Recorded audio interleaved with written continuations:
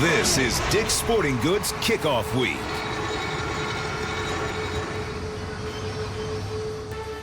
Welcome to the 10th annual MEAC SWAC Challenge presented by Disney as part of Dick's Sporting Goods Kickoff Week from Bright House Network Stadium in Orlando, Florida.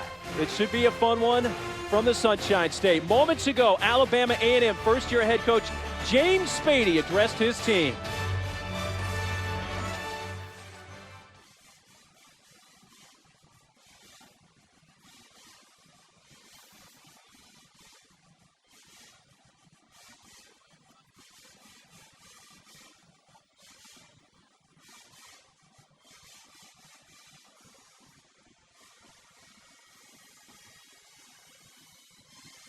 To do today.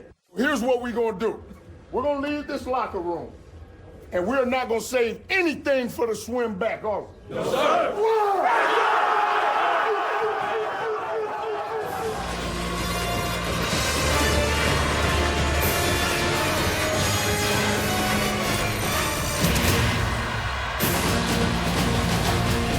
Oh, there is conference pride on the line. Here comes North Carolina A&T. They represent the Mid-Eastern Athletic Conference from the Southwestern Athletic Conference. They'll battle Alabama A&M. It's the Bulldogs and the Aggies from Bright House Network Stadium in Orlando, Florida. Hey, Sunday college football. This is awesome. Great to have you with us, along with former Howard and NFL quarterback Jay Walker. I'm Mark Neely. Tiffany Green down on the field will join us shortly. We just heard from James Spady of Alabama A&M. It is a new era for A&M football. Yeah, after 12 years of Anthony Jones having success at Alabama A&M, they want more success. They brought in head coach James Spady. He's got his work cut out for him. What can you look for him for this year's version of the Bulldogs? Up-tempo, pistol offense. They want to throw the ball all over the field. They've got 9 new starters on defense. But Coach James Spady, as you saw in the opening animation, he's got plenty of energy. He expects his team to perform well. But the Bulldogs get a big challenge from the MEAC team. That's North Carolina A&T. They look very strong this year, Jay. Why? And that's why they've got high expectations, because they can stop the run and they can run the football better than most teams in the country. Head coach Rob Broadway has a tough defense year in and year out. They can stop people from running the game and make you one-dimensional. The question mark for A&T is going to be the offensive line. They've got great skill position. They've got a fantastic running back in Tariq Cohen, one of the best in FCS football.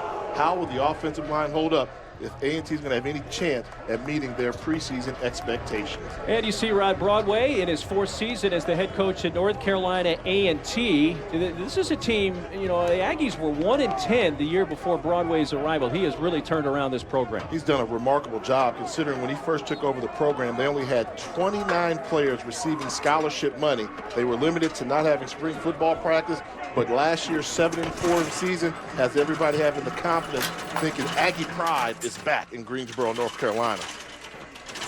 So it's the MEAC SWAC Challenge, the 10th annual. You see the fans that have made the trip, many of them from Greensboro, North Carolina. And the MEAC has been the dominant conference in this challenge through its first 9 years. They've won 7 of the 9. I think that's been one of the surprises. When this challenge was announced, the SWAC was playing great football. Many people thought that the SWAC would win the first contest. The MEAC came in and dominated, posting a 7-2 record. And don't think for a minute that the SWAC is not aware of that. They're trying to be competitive. This is all about conference pride. So we're set to go. Cesar Ramon, the place kicker, a freshman for Alabama A&M, set. A&M in the white uniforms, wearing the maroon trim. North Carolina A&T in the gold unis with the blue trim. Great to have you with us for Sunday college football from Florida. And we are underway. Taking it to 1 by Tony McCray. McCray angling to the near side, crosses the 20 and bumped down at the 25-yard line. So that's where the Aggies will begin the first possession of the football game.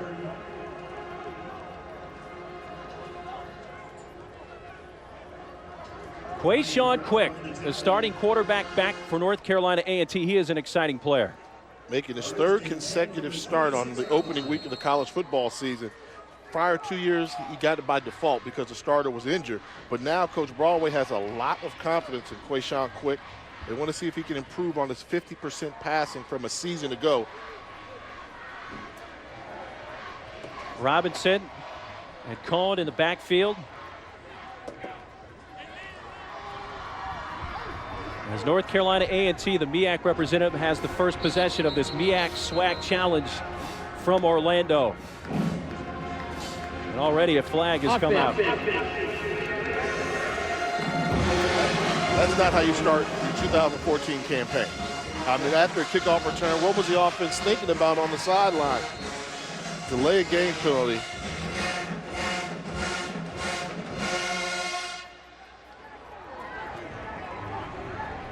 So Cohen is the back. He has the first carry, spins, and is stapled down at about the 28-yard line by Corey Johnson. Let's take a look at today's impact players, brought to you by the U.S. Army. Well, you know that Tariq Cohen is a very special talent. You saw it there in that carry. Wasn't much room, but still able to pick up positive yards. Fantastic running back. Averaged almost 6 yards per carry a season ago. And then for Alabama A&M, David DeGrin on that defensive end position. He's got to play stout against the run for this new 4-3 look from the Bulldogs. Quick to throw on 2nd down and 7, and he overthrows his intended receiver, Daquan Swan. And that's the era. You mentioned it right off the top, Jay. We know that Quick can run. Is he going to be the passer that A&T needs this year? That's what they're going to have. And you've got a tight end that's running wide open across the formation. Great call schematically coming off a play-action pass. Offensive line held up protection. As a quarterback, you have to have the ability to hit the wide open receiver. 3rd down and a long 7. Call it 3rd and 8. A&T with the first possession here from their own 28-yard line.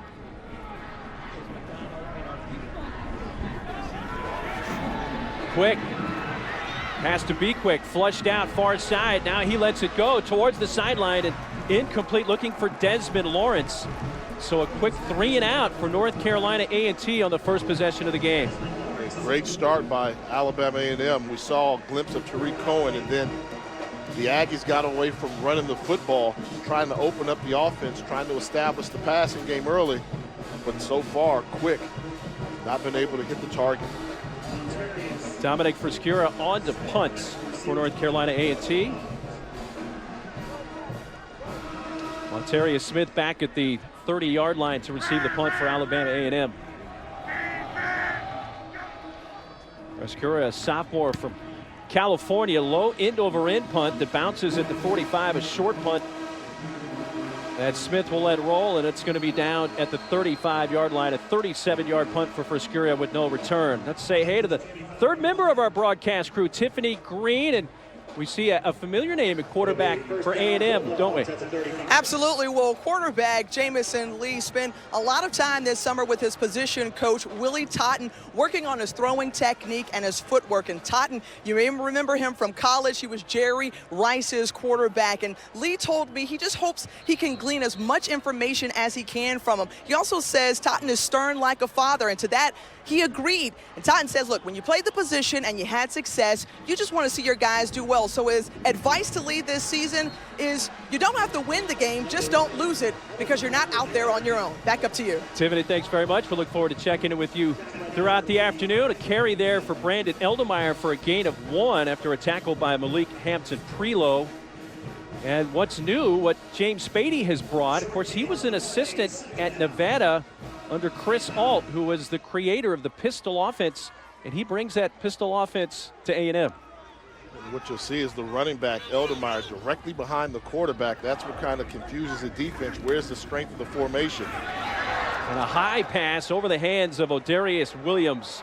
And it's going to be 3rd and 9. Let's take a look at our impact players, brought to you by the U.S. Army. Montarius Smith is special. He's a game changer for Alabama A&M at the wide receiver position. 5 touchdowns a season ago.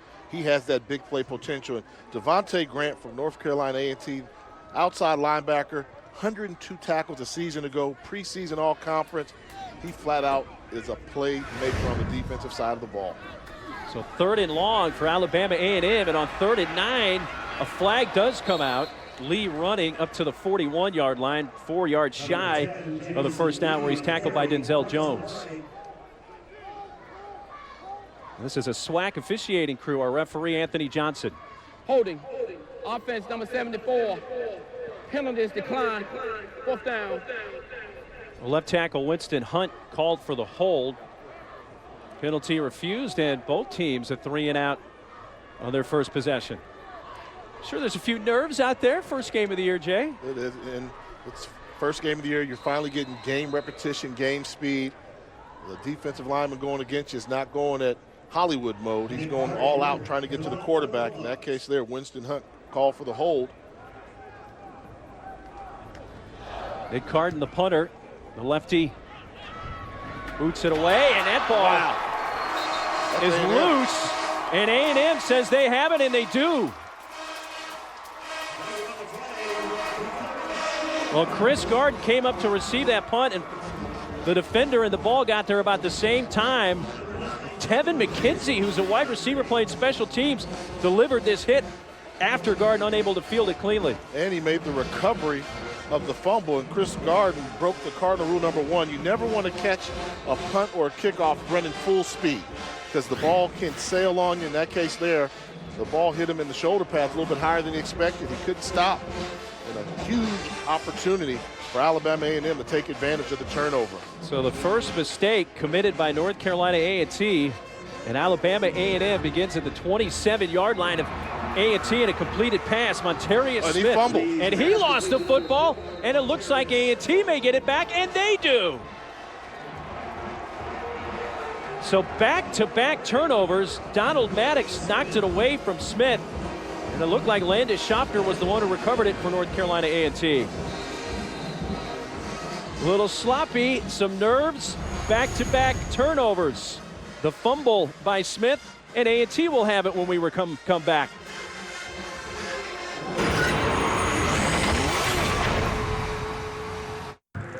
The world's most refreshing beer meets a blend of...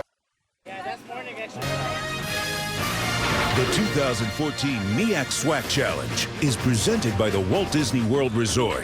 Visit MyDisneyDiscovery.com and uncover a world of grown-up and family fun you never imagined. And in part by the U.S. Army. Develop skills that will last you a lifetime as an Army officer. See how at GoArmy.com/officer. Back in Orlando, the MEAC SWAC Challenge scoreless as North Carolina A&T takes back over. There's a run for Cohn, started right, goes back left, trying to turn that corner and spun down at the 16. Does a lot of running for a gain of 2 yards. Brought down by Anthony Lanier. Well, back-to-back turnovers, and that last one by A&M after the fumble by Montarius Smith. Landis Schaffner of North Carolina A&T was able to recover that football literally a fraction of an inch from the sideline. If it touches that sideline, it's out of bounds and would have stayed with A&M.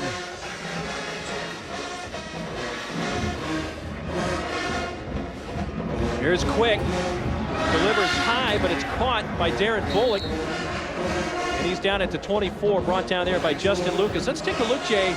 Here's the hit. It's free. Now Schaffner will come in. Watch how close this football is to touching that white line. He almost doesn't want to touch it. You see his fingers are actually on the line, but he comes back in a quarter of an inch. And as you mentioned before, if that ball would have touched the sideline, it would have still been in possession of Alabama A&M. Fortunate break for the Aggies. Well, the last pass completion at 12 yards does give us our first down of the game. And here's the pitch to Cohn, running left. Eludes one defender, but then it's hit hard at the 29-yard line by DeAndre Lewis, the weak side linebacker. And this is why Tariq Cohen's a special running back. They sniff out this play well. Great defense by Alabama A&M, but watch him make the first guy miss. That's a sign of a great running back. Gets by the would-be tackler there, takes it to the second guy. The first tackler is not going to bring Cohen down. You're going to have to swarm to the football all afternoon long if you're an Alabama A&M defender. So after a gain of a yard, second down and 9. North Carolina A&T at their own 29-yard line. No score in the opening minutes of this 10th annual MEAC SWAC Challenge from Orlando. Cohn to throw, coming to the near side, adjusting, but Desmond Lawrence unable to make the catch, but he's bumped by Devontae Simon, and the flag comes out. This is a tough call here because this is a poorly thrown ball by Quick. He throws the ball out of bounds. Desmond Lawrence gets by his man, but look where the ball is. They call the pass interference, but you could argue that was an uncatchable ball. Now, if you want to call the holding, then the holding call has to stand. But they call pass interference, and there was no way Desmond Lawrence was going to get to that football thrown 3 yards out of bounds. Yeah, you could see Simon. He actually had the jersey. When you do that, that catches the official's eye. Even though, as you said, Jay, that ball did not look catchable. But it moves it up to the 46-yard line for North Carolina A&T. Marquell Wright now the back for the Aggies.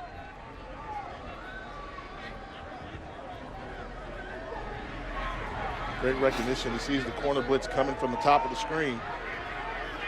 He's nervous here, so he's going to call an audible, see what he checks to.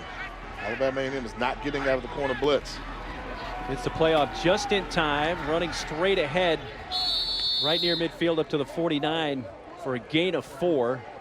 Bernard Johnson of Alabama A&M bringing him down. And that's great leadership. That's what you want from your quarterback. If you have a play call that is not going to have success against a defense bringing a corner from the outside, you want your quarterback to get you out of that play, get you into a play where you can just pick up positive yardage and not have a negative play.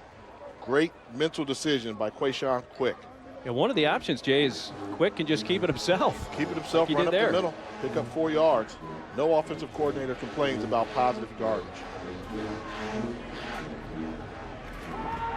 Quick on 2nd and 6 underthrows the intended receiver at the 46-yard line of A&M, looking for Desmond Lawrence. What's the TV show I'm a big fan of? Numbers Never Lie. Yes. We talked about Quick being a 50% passer, and a 50% passer skips a ball like that to a wide open Desmond Lawrence, their playmaker. A little jittery right now, needs to settle down. He has arm strength, but he just has to feel more comfortable in the pocket. He's missed high, he's missed low, yet to throw a perfect pass. So a 3rd down and 6, ball just shy of midfield for North Carolina A&T. Quick straight drop back, but now he's being chased by Lanier. And he just lets it fly out of bounds. Anthony Lanier, a 6'6", 260-pound lineman coming right at him. One of the few returning starters for Alabama A&M. Last season, 10 tackles for a loss, and you can see why there. He's got a great motor from his nose tackle position. Does a good job of harassing Quayshawn Quick, forcing a throw out of bounds. Dominic Friscura back on to punt. His first punt went for 37 yards. Monterius Smith back at the 10-yard line of Alabama A&M to receive. He calls for the fair catch and takes it at the 17-yard line where Alabama A&M will take over. That time a 32-yard punt with no return. 10:21 to play in the first quarter. If you thought Walt Disney World Resort... Well, yesterday, the Alabama A&M cheer team showed their team spirit on the Seven Dwarfs Mine Train at the Magic Kingdom. And now your team spirit could be the winning ticket to a $100,000 grant for your college spirit program and a trip to the Walt Disney World Resort. Go to ESPN.com/cheermagic for all the details and cheer on your Disney side. Seven Dwarfs Mine Train! There's the Alabama A&M cheerleaders. Of course, the bands are a big part of this MEAC SWAC challenge. You'll get a taste of each team's band at halftime. And everything about this weekend is first class. I mean, this is, for all intents and purposes, I don't want to call it a preseason, but a pre-conference bowl game for both these universities. The facilities are on display here in Orlando, Florida, and the teams are treated first class. And it's great to see, Jay, the two conferences get together. The two primary conferences in HBCU football really don't play each other all that much. Not too often. It's very rare with today's college football landscape where you must play so many conference games, and these conferences have been expanding. It's very rare you see a non-conference matchup. Well, first down for Alabama A&M beginning at their own 19-yard line, and Brandon Eldemeyer with the carry. He stood up just beyond the line of scrimmage for a minimal gain of about a yard, yard and a half. And the key to having a successful pistol offense is having an offensive line that's very athletic. You know, many people aren't really used to the term pistol. So what do you mean by pistol? Normally, the running back, Brandon Eldemeyer, you'll see him right here, he'll line up offset of the quarterback. But in a pistol, he's directly behind him. So where's the strength? Where's he going? He's not tipping his hand, and gets more momentum as he attacks the line of scrimmage. Eldemeyer straight ahead up to the 24-yard line.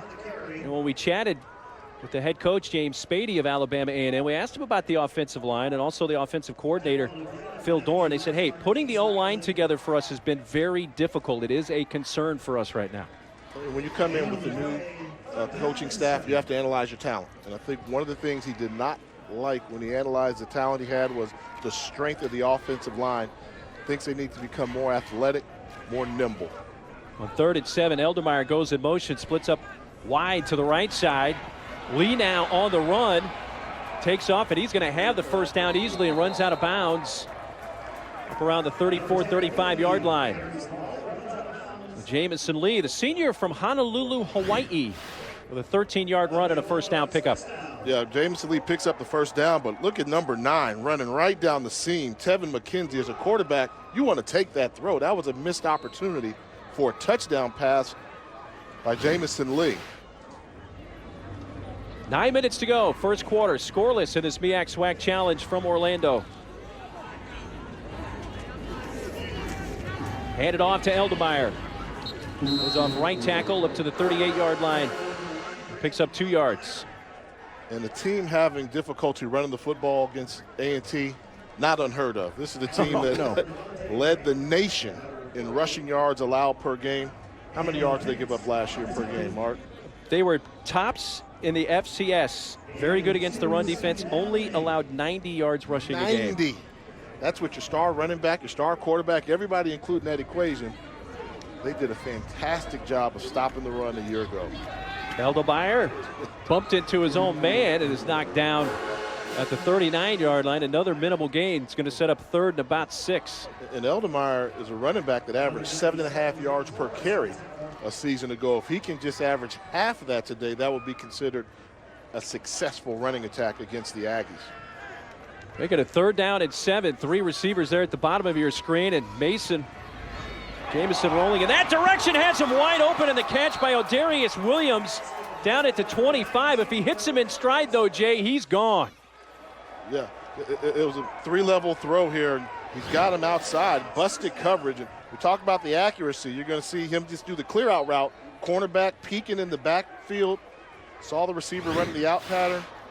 And as you mentioned, a more accurate throw. That's a touchdown easily. But Donald Maddox, number 7 for North Carolina A&T, has to remember his defensive deep third responsibilities. 32-yard gain, and really, Jay, it took a great catch by Williams just to come up with the football. Yeah, you saw Maddox get distracted by number 9, Tevin McKenzie, and actually just forgot where Odarius Williams was. 2nd down and 10, Alabama A&M at the 29-yard line of North Carolina A&T. Lee keeping it on the zone read. Tackled by Brian Brower. With the carry there, we have the Brower twins for A&M. They're kind of tough to, if you see them, the Brower twins. Brian Brower is a running back, plays on offense, and Byron Brower is a linebacker on defense for Alabama A&M. And only one letter separates. Yeah. Brian, B-R-Y, Byron, B-Y-R. We've got our work cut out for us here in the booth.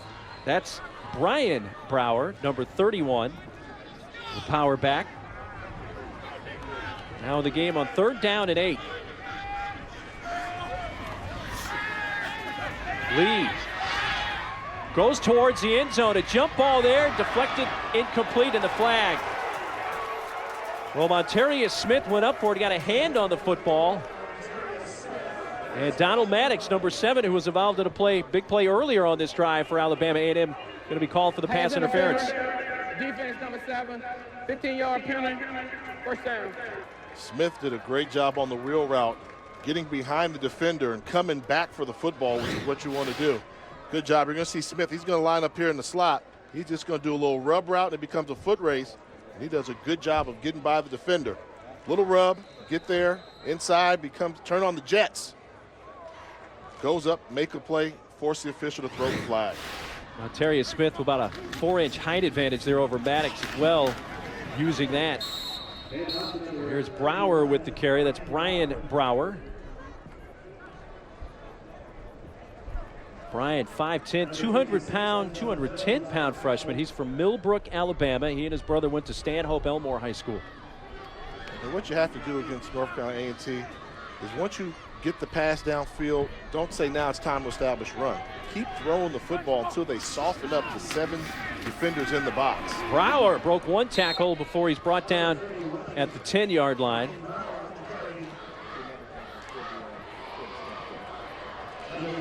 talk about how North Carolina A&T is very stingy on defense and why they're so effective against the run.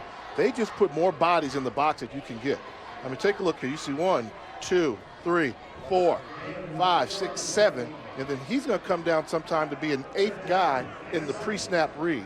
Very tough to run when they're not willing to move that extra defender outside of the 5-yard tackle box. 11th play of the drive, 3rd and 7, a completion at the 3-yard line. That's very close to the first down. Lockhart running out McKenzie. And the catch by Tevin McKenzie. And this is what you have to do. If they want to crowd the box, one-on-one coverage on the outside, you must be an accurate thrower. Good route, good throw. They almost picked up the first down. Came up a little short. 4th down. And a yard, and they're going to attempt the field goal. Cesar Ramon knocks it through, and we have our first points. 20-yard attempts nailed by the freshman Cesar Ramon. Odarius Williams, great catch, advanced that drive for Alabama A&M. It allows the Bulldogs to score first.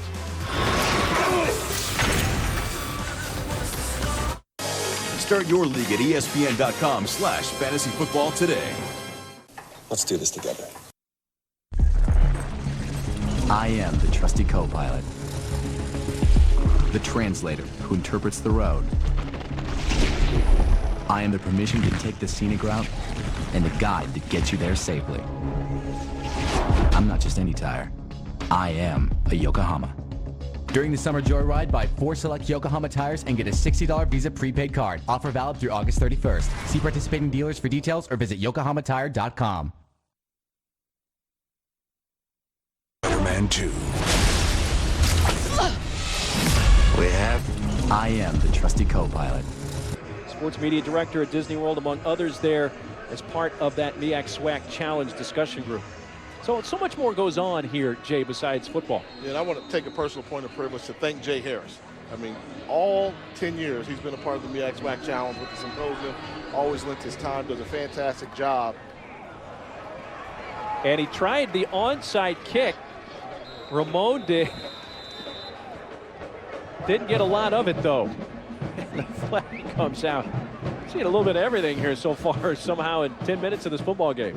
Like he called his own number, and actually they had it. I mean, nobody came close. If this ball goes 10 yards, he recovers it easily. Only went about 7. Just squibbed it a little short. Well, coverage of Dick's Sporting Goods kickoff week continues on ESPN. Monday at 8, Duke Johnson and the Hurricanes travel to Louisville to take the field against Bobby Petrino's Cardinals. Yes, Bobby Petrino back in the bowl. It's an ACC matchup. Miami versus Louisville Monday at 8 on ESPN, presented by Capital One. That's a good matchup because a lot of people think Charlie Strong didn't leave the cupboard empty when he left for Texas. The Louisville team has some talent. A tough challenge. Yeah. Even without Teddy Bridgewater and Charlie Strong, they're good.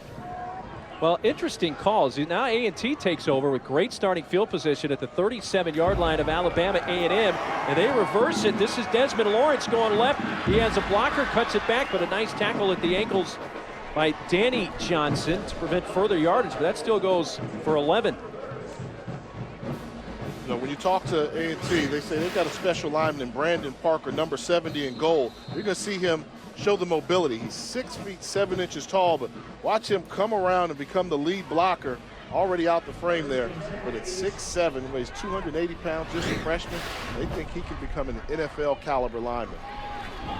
Here's Quick, keeping it, cuts back by one defender on his feet, inside the 10, cuts back again, 5, touchdown! Quayshawn Quick, 26-yard gallop, TD, NC A&T.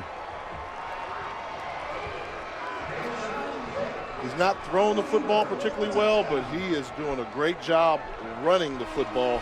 Fantastic run by Quick, calling his own number, showing the athleticism on display. Great read, calls his own number, make the safety miss. Show some athletic moves, get to the outside, and know where the goal line is. Know where the goal line is. That's the goal line. Extend the ball. Touchdown, Aggies. Cody Jones on for the extra point out of the hold of Quick. And knocked through. So 4:22 to play in the first quarter, and A&T leads Alabama A&M 7-3 after a 2-play drive that took only 37 yards, but 26 on this run. It was a great read by Quayshawn Quick, and then tremendous athleticism at the end of the run. And in between the break, we were talking about why wasn't there a discussion for Alabama A&M to possibly go for it on 4th and goal when you got a team that you're not expected to beat, neutral site, you're the new head coach, 4th and 1, give your team that opportunity to maybe get the first down and put a touchdown on the board. Instead, they put 3 points on the board, then they have a failed attempt with the onside kick, and a good team's gonna make you pay. So instead of having momentum and making a team drive all the way down the field, now you find yourself down 7-3 early in this contest. Yeah, great point, Jay. Interesting decision. They take the chip shot field goal instead of going for it on 4th and 1 inside the 5. And then back that up with a failed onside kick attempt. Yeah, and what you have to think when you're learning the identity of your team. So then the offense thinks, well, our coach doesn't believe in us enough to go for 1 yard. And then the defense thinks he doesn't think we can stop them from driving 90-plus yards down the field. I think it's one that Coach Spade, if you think back on it, he may think, oh, maybe I should have gone for it. But don't get me wrong, you never complain about putting points on the board. You just start to second guess that whether or not did you settle for 3 points, and could you have had 7 points. Jones to kick off for North Carolina A&T after Quick's 26-yard touchdown run.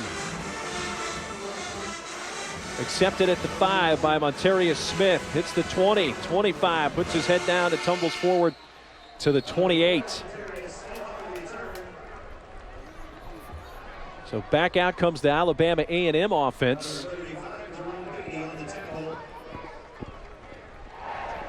Jamison Lee, the senior starting quarterback for Alabama A&M. The Bulldogs last year were 4-8, went 4-5 in conference play. 2 years ago, though, in 2012, went 7-4 and 6-3. We're second in the SWAC East Division.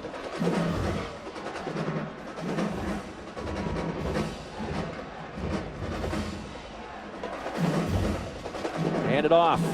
Eldemeyer bounces off 1 tackle to the 31-yard line. Brought down by Tony McCray. Comes up from his quarterback position. Gain of 3. You know, he talked about the pistol, Jay. You know, it's really the quarterback's 4 yards deep, and usually the back's about 3 yards behind the quarterback. And the way that Chris Ault designed it, the legendary Nevada coach, is not to give anything away pre-snap, and it's definitely an offensive attack that's changed football.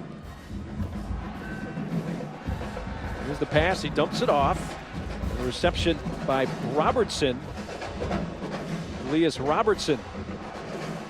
You know, when you're going to run that pistol, you have to have quick reactions. The threat of the run has to be first and foremost, and then the ability to pull the ball and throw it downfield. What you saw right there was a staple of any type of pistol. You fake the read. Once the linebacker takes 2 steps up to commit, you slip somebody in behind him. But the key is, it's not, I don't think it's a system you can implement in 1 year and expect your best results. It takes 2 or 3 years of running a system, having a certain style of lineman, particularly with the quarterback position. I mean, so hard. You just don't find guys like Colin Kaepernick walking the streets every day. Well, on 3rd and 1, they give it to Eldemeyer. Did he get enough? The officials look like they want to measure. Well, you have the football spotted. I think he's a little short. That's close. It's real close.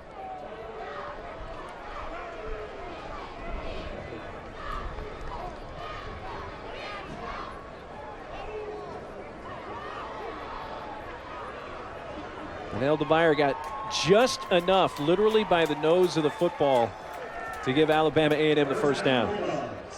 Big relief. Because trying to get just that extra half a yard versus a stingy rushing defense like North Carolina A&T. No gimme. Big number 99, Marquise Ragland. Part of that impressive offensive line for North Carolina A&T. Don't forget about Devontae Grant, great will linebacker, 5th-year senior. Also one of their leaders on defense. Here's Lee to throw on 1st down, deep across the middle, and he overthrows his intended receiver at the A&T 30-yard line. That's Jonathan Dorsey, the tight end. He definitely had the height advantage on his defender. Dorsey at 6'6". And that makes you think, if Dorsey's 6'6", pretty tough to overthrow a 6'6" wide receiver. You want to give him an opportunity to jump up and use his height to his advantage. I think if you miss the pass on first down, you have to come back and continue to throw the ball on second down. Gives it to Brower, breaks a tackle across midfield and sidesteps a defender for a first down to the North Carolina A&T 46-yard line. Brower goes for 16 before being tackled by Lorenz Suttles. And right now you see Alabama A&M stepping on the gas pedal with tempo, but great run by Brower getting in space. Good snap, Brower again running. A flag comes in after a gain of about 3.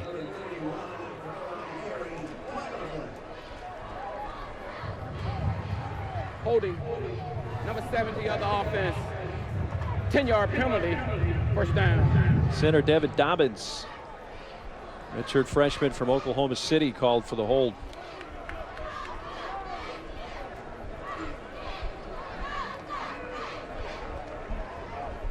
And that'll push him back. They're going to be behind the chains now at 1st and 20.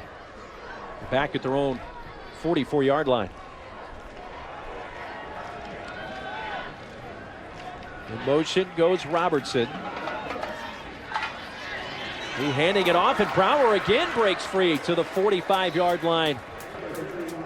He picks up 11 before McCray and Lockhart gang tackle him. What a nice run again by Brower. And Brower showing tremendous patience against a very aggressive defense from North Carolina A&T. Wait for the hole, wait for the lead block to seal, bounce outside, then take one step and make your cut. And he's doing a good job of being patient, getting to the hole, really testing out this Aggie defense. They got him. Going high, but caught. The completion to Jonathan Dorsey, the tight end, and a first down for Alabama A&M inside the 20 of A&T. 28-yard pickup. Yeah, 4 vertical routes, and how do you leave the slot defender wide open running down the seam? Great recognition by Lee. 5th carry for Brower. This one only for a yard or so. He has 5 carries now for 31 yards. Tackled by defensive end Angelo Keys. And that's the second blown coverage we've seen from North Carolina A&T in the secondary. That's something they're going to have to improve upon. As you see a safety going off the field, that's probably one of the reasons why. 2 blown coverages will make some personnel changes. Handoff to the 11-yard line. Eldemeyer stopped and pushed back there, giving forward progress to about the 10.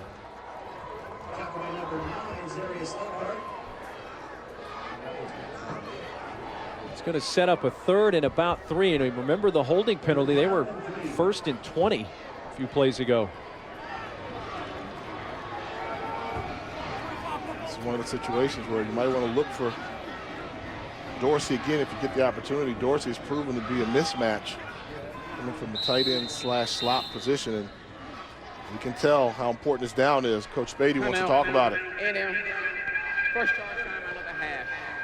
So A&M uses their first timeout with just 22 seconds left in this first quarter from Orlando. Some of the HBCU storylines about the new coaches around HBCU football. I mean, there are plenty of them. You got Coach Hull at Morgan State. Impressive showing versus Eastern Michigan. They lost by just a touchdown yesterday, but they put up 28 points. They haven't had that type of offense in a while. Hampton University, Connell Maynard moves up from Winston-Salem. Now he's coming to FCS. They looked very well versus Old Dominion yesterday. Had a quarterback throw for 400-plus yards, so that's an exciting hire. North Carolina Central has a new head coach, Jerry Mack. Coach Mack, Central, took it there. And Howard University, that's unique. They've got a new coach because Coach Gary Harrell took a leave of absence for a year, so now he's coming back to coach his team. And then we'll talk about the coaches' changes in the SWAC when we get a moment.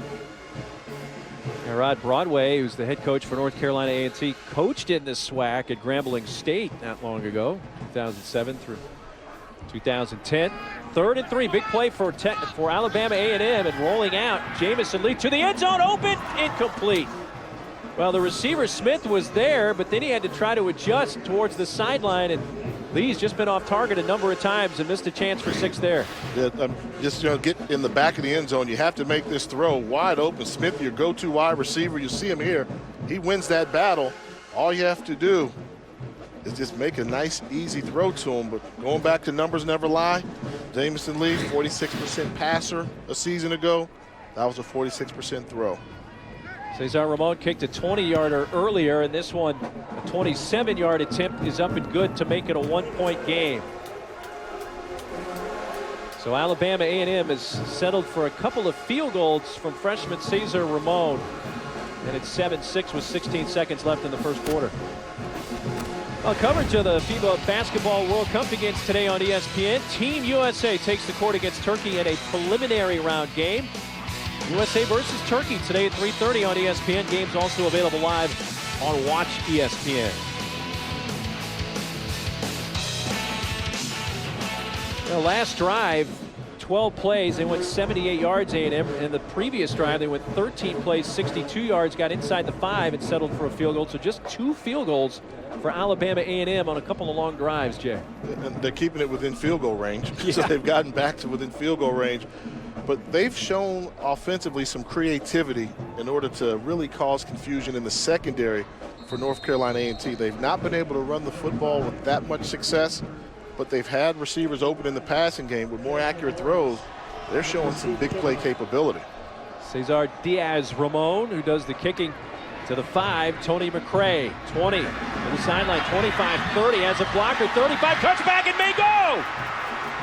McCray off to the races and into the end zone, touchdown. 95 yards.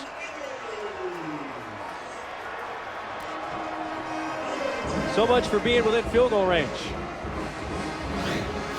Big play capability. This is a nice wedge set up by North Carolina A&T. Everything says it's a return designed to go left, make one man miss, and look at the hard cut on the kicker, and it becomes a foot race, and you're not going to catch Tony McCray. The fastest defensive back for the Aggies, showing you can be a special teams threat as well. Well, how about this? Last year in the opener for NC A&T, they played Appalachian State, and McCray had a 91-yard kickoff return for touchdown in the season opener. And this year, officially a 94-yard kickoff return for touchdown in the opener this year against Alabama A&M. We've had it all down here. Special teams, field goals, pageantry, hyped up coaches. It's 14-6 A&T after 1.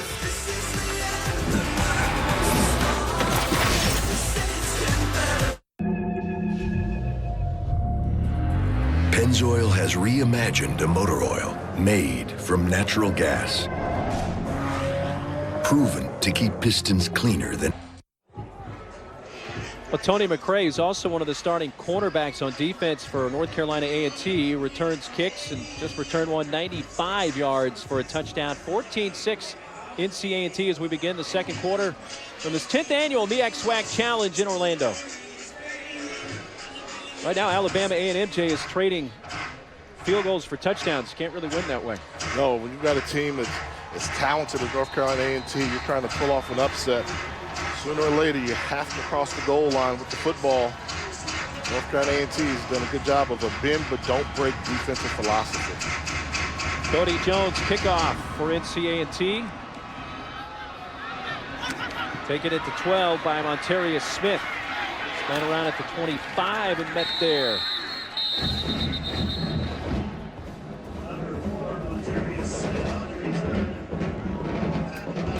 Rod Broadway and North Carolina A&T.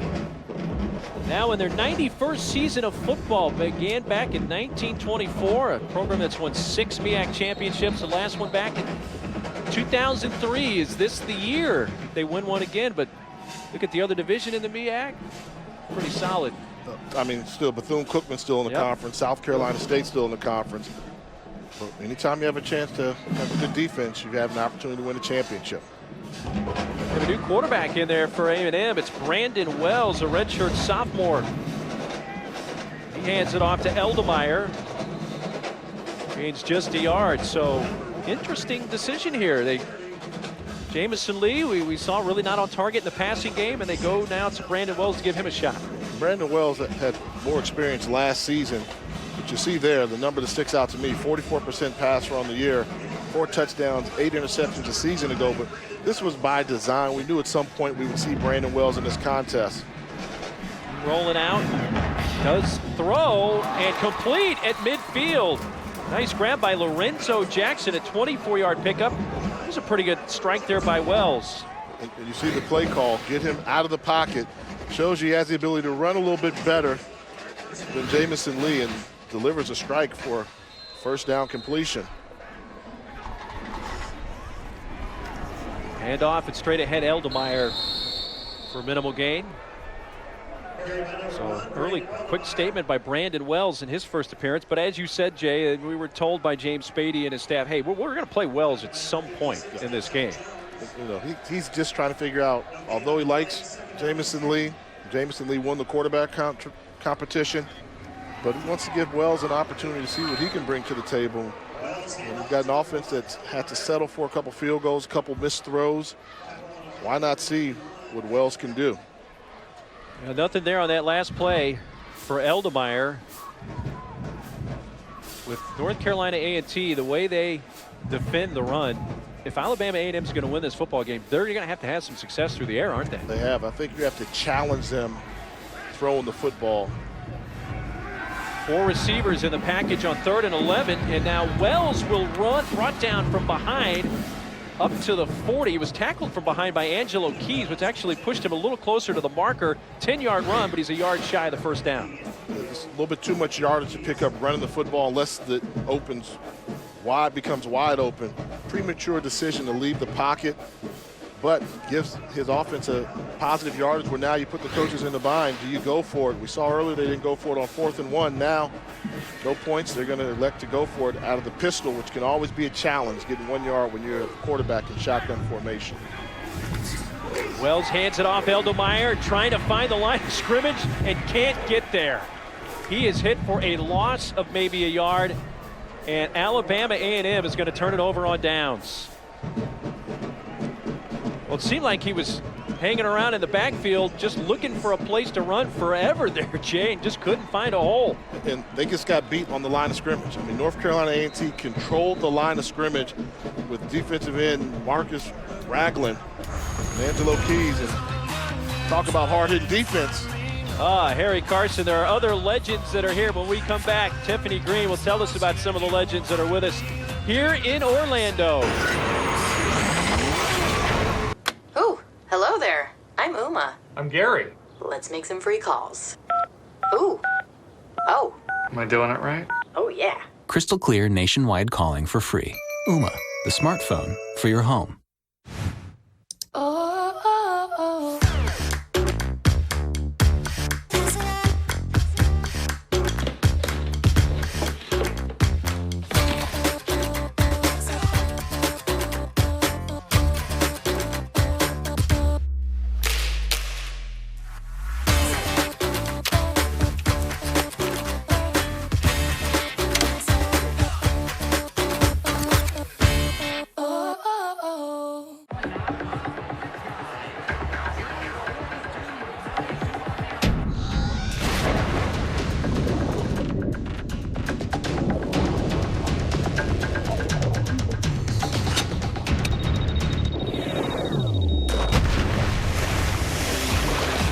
Refreshment calls, Coors Light answers. Frost brewed Coors Light, the world's most refreshing beer. Yes, nice hit. Seriously, Dish is awesome. Now we can watch live college football anywhere. I know. It's like we're back in college. I wish. College? I can go back to college? Yeah. Every game day with Dish. I'm in. I think that's Heath Schuler. What's up, guys? We're going back to college. Take me with you. The Boss. Stay connected to your team with the most football anywhere. Get in the game with Dish. Oh, it's fun to have college football on a Sunday. Welcome back to the MEAC SWAC Challenge. 14-6 NC A&T leading Alabama A&M with 12 and a half minutes to play till halftime. Tiffany Green's down on the field with our Hall of Fame trio. Tiff?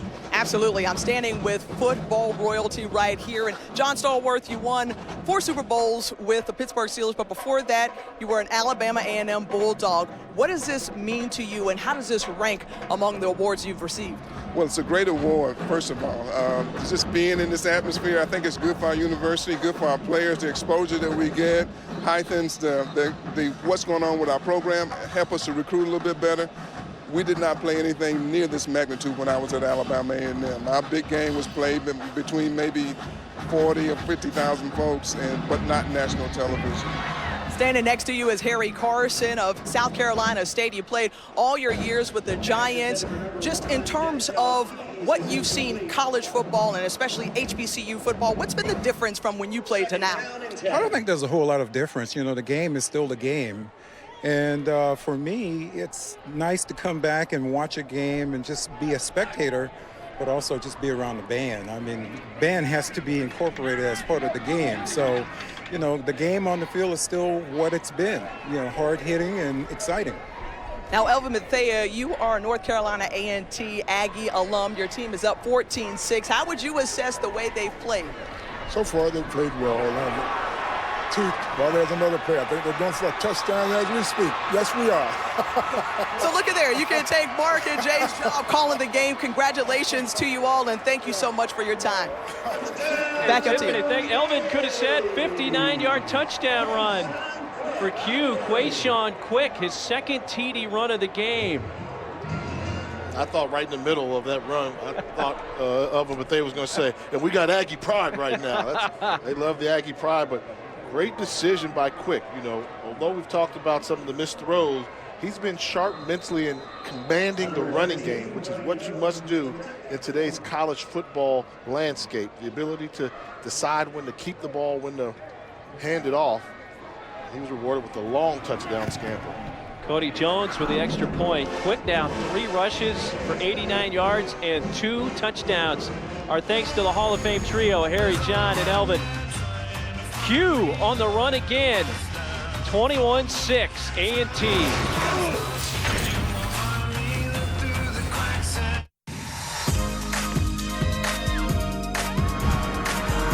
We're under the sea.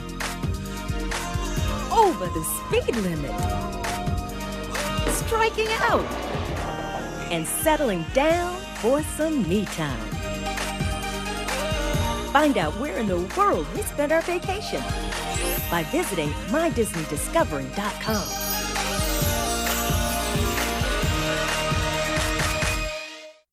Speed. We discover it.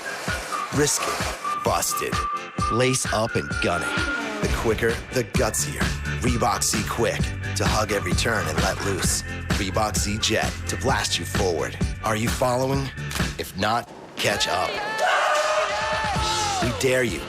Okay, we double dare you. Reebok Z Quick, and now Reebok Z Jet. Speed from A to Z. Let's do this together. Hey, Joe. Drew Brees. It's Sunday. You're missing football. I know. First date. Kind of thought this would be the move. You could be doing both. With the More Everything plan from Verizon. I have Verizon. NFL Mobile's free. One sec. Download it. You can watch live NFL games right here. This is amazing. What? Nothing. Get coverage of every NFL game on NFL Mobile, included with the More Everything plan, exclusively from Verizon. This year's 365 Black Awards was the best by far.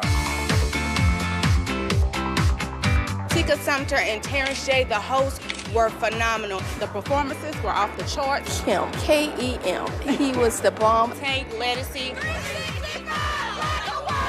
Fantastic. Join us and watch the magic unfold at 365black.com. You got to check it out. Tune in to the McDonald's 365 Black Awards on BET.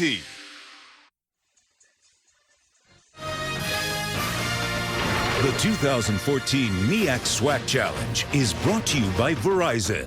Get more with our best deals on the best network. And Dick's Sporting Goods. Visit ESPN Fan Shop powered by Dick's Sporting Goods for your officially licensed fan gear. Well, the Citrus Bowl is being renovated, so for 1 year we're playing this MEAC SWAC Challenge at Bright House Network Stadium on the University of Central Florida campus. Of course, the Knights, UCF, played over in Ireland yesterday. It's Penn State. Lost a heartbreaker at the end. I don't think Christian Hackenberg is too popular right now here in Orlando. Tremendous drive. The Knights were that close to having a key victory over Notre Dame, which would have helped bolster their postseason chances. Cody Jones kickoff for North Carolina A&T, a sidewinder that's going to skip out of bounds and bring out the flag and start A&M at the 35. Well, tonight the heat is on in Atlanta. The drama heightens with only 2 races left till the playoffs. Casey Kane, Austin Dillon, and Kyle Larson sitting on the bubble and need a win to secure a spot in the all-new chase. 43 drivers battle, 16 advanced, 2 races to go. The Oral-B USA 500 in Atlanta tonight at 7 Eastern on ESPN. Also available live on Watch ESPN. And yes, Tony Stewart back and will race tonight. Brandon Wells back out for his 2nd series as quarterback of Alabama A&M.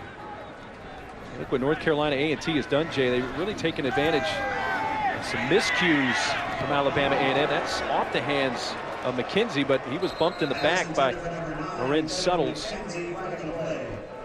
But my thought was going to be, Jay, the blown. Let's get the call first. Pass interference, defense 24. Ball will be placed at the spot of the foul. Automatic first down. For Alabama A&M, the blown onside kick and missing on 4th down turned into 2 touchdowns the other way by A&T. Good team makes you pay. And sometimes a good team will make you pay when you're not quite aggressive enough. And that's been the case here for North Carolina A&T. Ryan Brower barrels his way through for 5 yards, but loses his helmet and has to come out. Tackled by Landis Schaffner.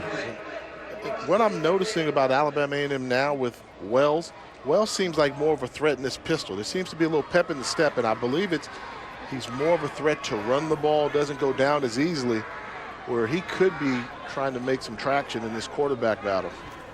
Harvey Harris now in at the back position. They dump off the screen pass to Harris, but that's well read for a loss of a yard.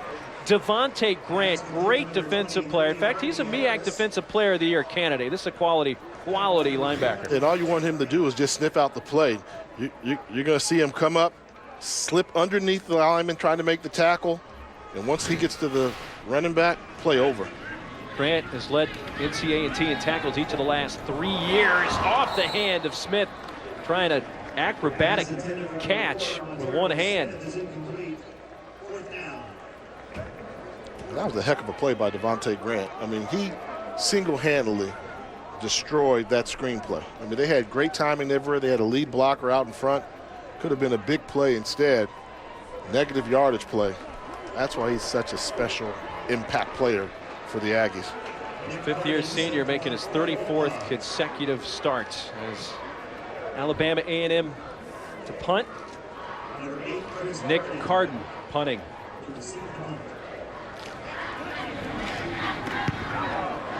High short punt. It's going to bounce inside the 10-yard line. In fact, it's going to roll all the way inside the 5 before it's down about the 2.5-yard line. 48-yard punt by Nick Carden. Hey, Jay, give me 5, man. Time for the power rankings, the first edition. Teams on the bubble. Alcorn State, Prairie View A&M. They're never in the mix this time of year, but they got something special brewing. North Carolina A&T, number 5, really good team. Coach Broadway, you're seeing them right now, good as advertised. Number 4, defending champs from the SWAC, Southern University. Coach Austin has a good squad returning. 3, South Carolina State. They haven't been able to get over that hump in the Mid-Eastern Athletic Conference. They're going to see if they got a loaded squad this year, Coach Buddy Pugh. Number 2 is Big Blue. Now, they were number 1 as of yesterday, but I changed my mind when I got here because to be the man, you have to beat the man, and the man has been Bethune-Cookman University. Impressive win over Florida International. Again, 2nd consecutive year they've beaten an FBS program. Everybody thought Coach Brian Jenkins and the Wildcats were going to be a little bit down. Opening week of the season, knock off FIU. They're saying you're going to have to come take it from us. Tennessee State fans may not be happy with it, but you know, that's your right. The fact that what makes the Gimme 5 so great is you can change your mind right at the last minute. I had them number 1, and they had that victory there. You know, and last year, I think that was probably the closest I've ever seen a national championship decided for an HBCU between Tennessee State and Bethune-Cookman. Tennessee State won a playoff game. First time an HBCU has done that in quite a while. They won their first-round playoff game, but Bethune-Cookman beat them during the regular season in the head-to-head matchup. So they eventually Tennessee State was awarded it, but in my power rankings, I stuck with Bethune-Cookman and 2 fantastic programs, Brian Jenkins at Bethune-Cookman and Rod Reed at Tennessee State. It's going to be an interesting year for HBCU football, and Coach Rob Broadway says his Aggies may have something to say about the outcome of the season as well. Another Coach Rod at Tennessee State called you out recently, didn't he? He did. We have to do something about that, Yeah. Mark Neely. More on that later. 10-yard run there for Cohen as they saw the measurement, got it by the nose of the football. Fake the handoff, quick, dumps it off. And Cohen to the 20-yard line.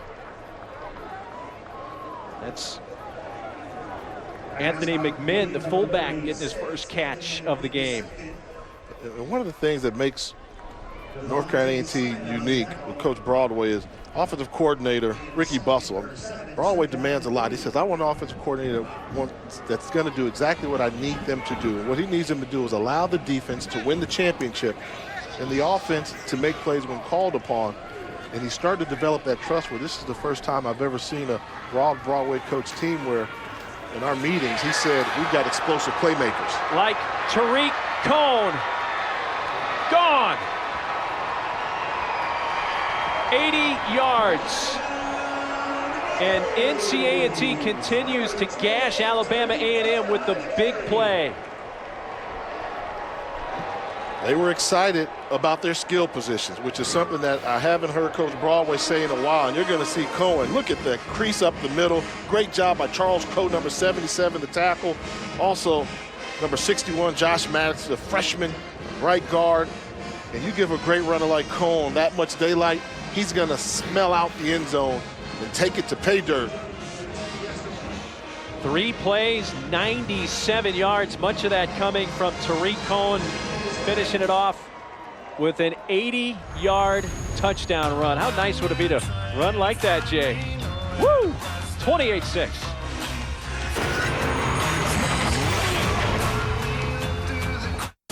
Start your league at ESPN.com/fantasyfootball. Well, the MEAC SWAC Challenge each year offers one of the best welcome back to football celebration. And at Friday night's team welcome reception, coaches, student athletes, the official travel parties of both A&M and A&T joined event sponsors at Disney's Epcot World Showplace for great food and a lot of fun. The event highlighted by the annual presentation of the Walter Payton Achievement Award. And this year's recipients were not Mickey and Minnie. It was Alabama A&M's offensive lineman Alan Cruz and North Carolina A&T wide receiver Quentin Todd, who you saw there, capping off the evening. You had the Disney characters. Lots of fun for everybody late into the evening. Right now, the fun being had by the Aggies, who have 21 unanswered points. Lead 28-6 with still 10 minutes to play in the first half. The short kick taken by Eldemeyer. Eludes one tackler, but not the second, third, and fourth. Mark, let's go back to that long touchdown run here. This is just your basic zone blocking scheme here by North Carolina A&T. But what I want you to see is take a look at the right tackle, Charles Cole. He's got a key block. He's got to set the edge and then get up to the second level. Fantastic job of a zone blocking scheme. Sets the edge, nobody's there. Get up to the second level. Allow Tariq Cohen to do what he does better than anybody in FCS football. Break long touchdown runs. Well, you look at the last 3 drives for North Carolina A&T, Jay. 5 rushes for 186 yards and 3 touchdowns. Averaging about 37 yards for each of those 5 carries. And unfortunately, Marquise Boyan playing on special teams for the Aggies, one of their cornerbacks, down after that play. And not only is it the physical contact, but it's the heat today, because we're in the low 90s already and the humidity is up there as well. It's Florida in August. Yeah, but it's been a heat wave. I mean, I've been cooking out here. It's been a very tough one here. Yeah, you got to stick with what people know you're wearing. You stick with your style. Rod Broadway's got the He's hot. Sweater vest. He's hot. You know, when you talk about North Carolina A&T, I think at this stage, seeing Tariq Cohen, leading rusher in the Mid-Eastern Athletic Conference a season ago, he should be one of those guys you talk about in the Payton Watch. You know, the Payton Award that goes, that's the FCS version of the Heisman Trophy. He may be in position to put up some special numbers, and I wouldn't be surprised to see him added to that Payton Watch list. He's that type of talent. Good to see Boyd off under his own power. Here's Jamison Lee back at quarterback for Alabama A&M, and he dumps it off to the back, and Brower barrels his way forward close to a first down at the 38-yard line. Tackled by Devontae Grant. They're making the adjustment, going to a pass-first offense on first down instead of the traditional run you see. Now they're throwing the ball on first down. And then I anticipate at some point they'll get back to trying to run the ball, but until they can soften up that defensive front, they're going to continue to throw on first down. And Lee throwing to the sideline at a completed pass at the 48 of NC A&T to Devon Johnson. 14-yard pickup. Yeah, this is a nice pocket, good route. You'll see the pocket there. He's got time to go through his read, delivers a strike. Maybe his best pass of the day so far. Yeah, I would say it started with the check down on the previous play, and then it evolved into that one there. Now you have a quarterback with a little bit of rhythm. In motion comes Tevin McKenzie. He's looking at his direction and then just dumped off. That may be a lateral. It is, and it's picked up and run with. What a check down. That was a great check down. Brower. You don't design them that way, but it goes for positive yardage. How about this play? Yeah, I mean, he was blindsided. Just a great rush on the edge, getting pressure to the quarterback was Kenneth Melton, number 91, but okay, now they're ruling incomplete pass, but we're lined up at midfield, and we've got a pretty good view straight down what the line of scrimmage was, and that looked like that was behind the line, I think, to you and me. It looked like a lateral. I mean, let's take a look. He's going to step up in the pocket. Oh, that's... And watch the running back. You're going to see the running back at the top take a step back to get it. See, once he takes that step back to get it, that lets me know that's a lateral. And that should be a first down. Instead, no challenge coming. Lee faked, and then he got popped and lost the football. And A&T recovers. Recovered by Daniel Penix, but he was not the one that knocked it free. Jeremy Taylor, number 48, with the hurt on Lee to strip that ball. And you're going to see him, and let's see how he's able to get to the quarterback, just unblocked. And that's when you're supposed to make the hit. And when that happens, you have an unblocked blitzer, then that's the quarterback's fault. Know your protection. You have to know if you have somebody out there to block. There was a body on a body. One more person you can't block and designed by protection. You get hit, you get popped. Unfortunately for Jamison Lee, it's his fault. Yeah, and that's what they're talking about. He paid the price, getting blindsided. He's saying if we're going to protect everything to your left, if they bring one extra person to your right, and as a right-handed quarterback, you see that in your pre-snap read, you have to know where the most dangerous blitzer is. He did not. Looking like he wants to throw this football, and does, and then dropped, and then recovered at the 30. Gabriel's the one who threw it, and Daquan Swan caught it, had it, dropped it, recovered it. Gabriel looked really good. I mean, they snipped out this play. Watch him change field. He's going to feel the rush. So watch him back up. Get some depth, get some depth. Nice throw with gloves on in the face of pressure. 14-yard gain, first down. Tell you what, this North Carolina A&T offense is the most exciting offense I've seen them have in a long time. With Cohen in the backfield and some wide recievers that can make plays, and we're yet to call Desmond Lawrence's name in the passing game, and he's the best one of them all. Well, zone read there, and Quick pulled it out of the belly of Cohen, kept it himself for a 2-yard gain. He has a couple of long runs today. 26-yard TD run back in the first quarter and a 59-yard touchdown run here in this second quarter. Giving A&T the 28-6 lead, under 8 minutes to go in this first half. 10th annual MEAC SWAC Challenge from Orlando. Great to have you with us. Mark Daly along with former Howard and NFL quarterback Jay Walker. Tiffany Green as well down on the sidelines, and great ESPN crew here in Orlando. Quick dumps it off, and Cohn immediately tackled after the catch at the 26-yard line. Dozier and Kennard Johnson coming in to tackle Cohn. A gain of 3. Slowly but surely, we're starting to see North Carolina A&T absolutely dominate the line of scrimmage. And that last pass play, Quick went through all his progressions, and then double pumping was able to hit his check down. give credit to those guys up front, led by the anchor, number 71, Willie Ray Robinson III. First team all MEAC player a couple years ago. Quick keeping. So elusive even in a crowd up to the 21-yard line and very close to another first down for A&T.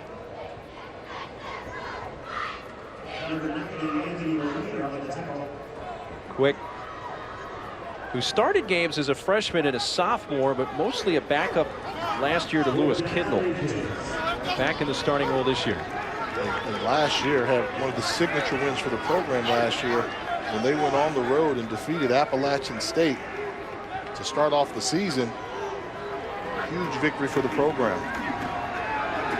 Beat them 24-21 last year in their season opener. And see where they spot it. It looks like he's going to have just enough. That's a close one. 4th and 1, you figure. Got Tariq Cohen in the backfield. You know he's going to see it. But the Bulldogs put up a fight. Tough carry for Cohen. And it is just enough. First down. A&T at the A&M 21-yard line. I keep an eye. I'll keep an eye on Desmond Lawrence. We haven't called his number all day. Get him matched up one-on-one in the slot versus the linebacker.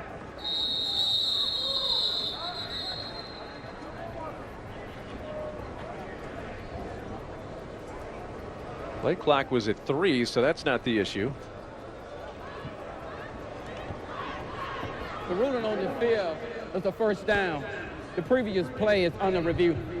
So they're going to check the spot here and see if indeed it is a first down for NC A&T. And review that last play.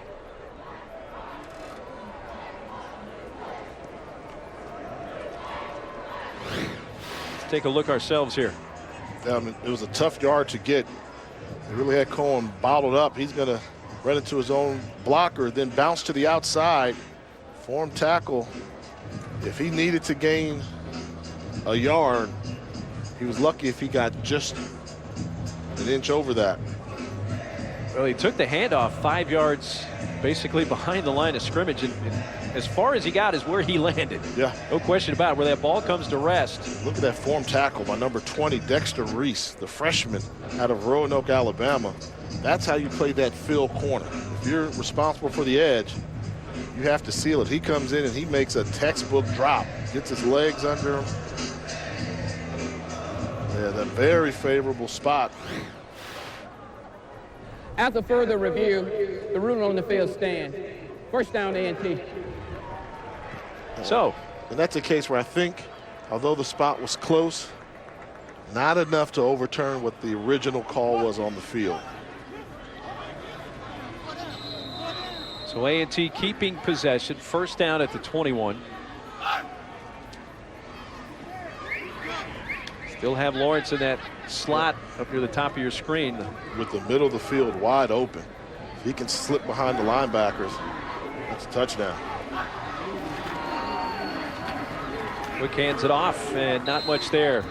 Be a half yard that time. DeAndre Lewis tackling Cohen. It's interesting. Coach James Spady used to be the offensive coordinator for Rod Broadway when he was at Grambling. They won championships together, and they asked Coach Spady, what did you learn from Coach Broadway? Trying to thread that one through, incomplete, looking for Lawrence. And his thoughts were, I learned to really appreciate defense. He said, I came in, I was an offensive guy. I've been offense all my life, and I love offense. But Broadway said, we're going to win a championship with this defense. And Coach Spady said, I've learned to respect. I have to have a solid defense, and then I can grow the offense along with that one. And he said, we're going to win a championship at Alabama A&M. It's going to be because we have a great defense and an exciting offense. A&T facing a third down and 9. Just over 5 minutes to go in the first half. Here comes the blitz. Quick, gets away momentarily. Still looking to throw. Just lets it go. Nobody in the vicinity got rid of it, but was close enough to the sidelines, apparently out of the tackle box, and no flag thrown. That penetration by Corey Johnson. Good job of eluding the first blitzing linebacker, DeAndre Lewis. And then you're going to see great penetration by Corey Johnson, number 99, forcing Quick to throw the ball away. 37-yard attempt for Cody Jones out of the hole to Quick.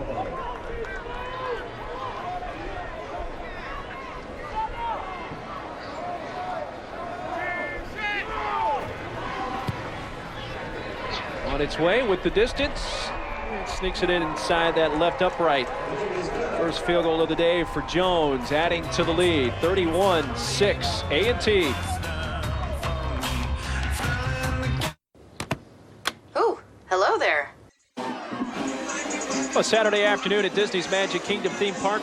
Alabama A&M's marching maroon and white kicked off the 2014 MEAC SWAC Challenge Band Showcase. North Carolina A&T's blue and gold marching machine kept the music marching down Main Street.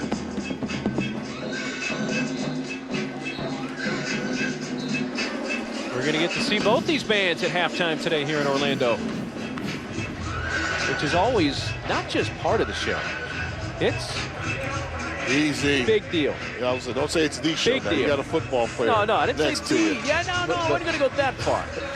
And I think MEAC legend Harry Carson said it right. It's part of the show without question.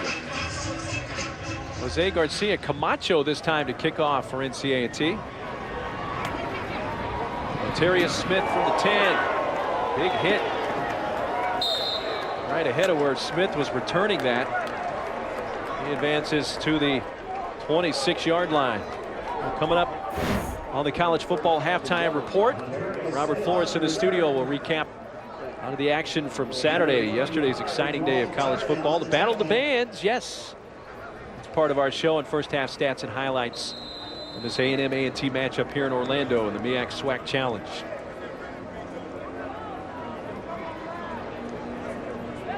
Back out onto the field, Jamison Lee.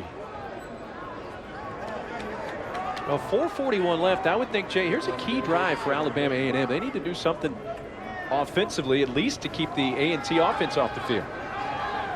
I would agree with you. They need to settle on a quarterback. And going deep, a diving attempt at the 25 of A&T, looking for O'Darius Williams, who made a similar attempt earlier in the game and actually came up with the football, but that one just too much overthrown. And that's been the story. Just, a little bit too long, too high. Ball skipped on the ground. When you're going to take on a very talented defense, you have to have chemistry in your passing game. In that case there, I'm not going to put the blame on Jamison Lee. Williams didn't think he could throw it that far. Darius Williams slowed down at the top of the route and then tried to pick it back up, which cost him the extra 3 or 4 yards he needed to go make the catch on that go route. Tavius Miles came in motion, handed off. And Brandon Eldemeyer to the 29 for a pickup of 2, tackled by linebacker Denzel Jones. And what North Carolina A&T is doing right now, they don't respect the passing game for Alabama A&M. So in their pre-snap, they're coming out saying, no matter how many blockers you have, we're going to put 1 extra tackler in the box. And that's what they're doing. You see right now, they've got 1 guy, they've got 6 guys, and if you count this guy, which is that little gray area, all prepared to make a tackle if you run the football. And sack back at the 16 is Lee. First to get to him was Daniel Penix. And when you've got defensive linemen making tackles, just winning their one-on-one matchups, that's a defensive coordinator's dream. And Sam Washington has done a good job of getting this squad ready. And you see Daniel Penix just put on the speed versus Alan Cruz. That's one of the better He even got held blockers for Alabama A&M. But Daniel Penix, good leverage with the shoulder pad level. Big play. Penix had 10 sacks last year to lead A&T, and he has his first this year.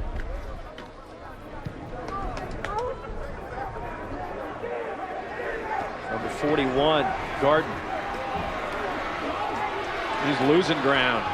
Throws him back down to the 27, but they're going to give him progress up around the 36. Well, coverage of Dick's Sporting Goods kickoff week continues on ESPN. Monday at 8, Duke Johnson and the Hurricanes travel to in Louisville, Kentucky. There are some that would have never believed that a few years ago. He is back, and I don't think there's any question he can coach. Can you read the mercury, by the way, on that? We would say about 150. Yeah, on the field. It's toasty. We had the opportunity to see Bobby Petrino at Western Kentucky last year. Yeah. They had a great squad there. They were winning, so getting a second chance. This society seems to believe in second chances, and he's going to try and make the most of it. False start. Offense 71. 5-yard penalty. First down. William Ray Robinson moved early. Not many mistakes, though, from A&T in this first half. Well, they've done a really good job, and now you can tell as the game goes on, they're starting to get stronger. Very difficult for Alabama A&M to figure out a way to get back in this football game. Well, Quick avoided 2 tacklers, but the third was Arika Jackson, who's 6'3", 300 pounds, and he stopped that progress right in its tracks. Big wide body. They want him to be the run clogger in the middle of the defensive line for this youthful Alabama A&M Bulldog defense. 9 first-time starters, and it's showing from time to time. And of those 9, 4 or 5 of them are true freshmen or redshirt freshmen.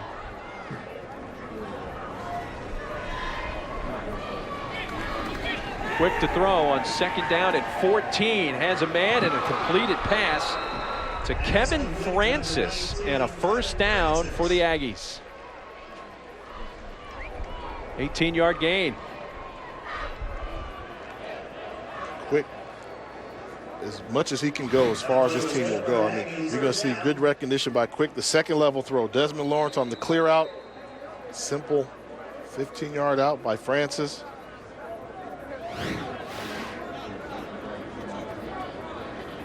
Clock running, just over 2 minutes left in this first half.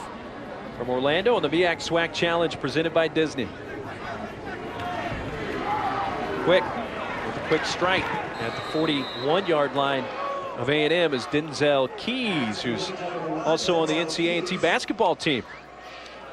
The athleticism is showing in the skill positions. Recurring theme for the Aggies. They've got speed at the wide receiver position, speed at the backfield. Offensive line has showed up today, which is their question mark. And I think they've got a quarterback in Quick that's starting to develop confidence. Timeout. A&T.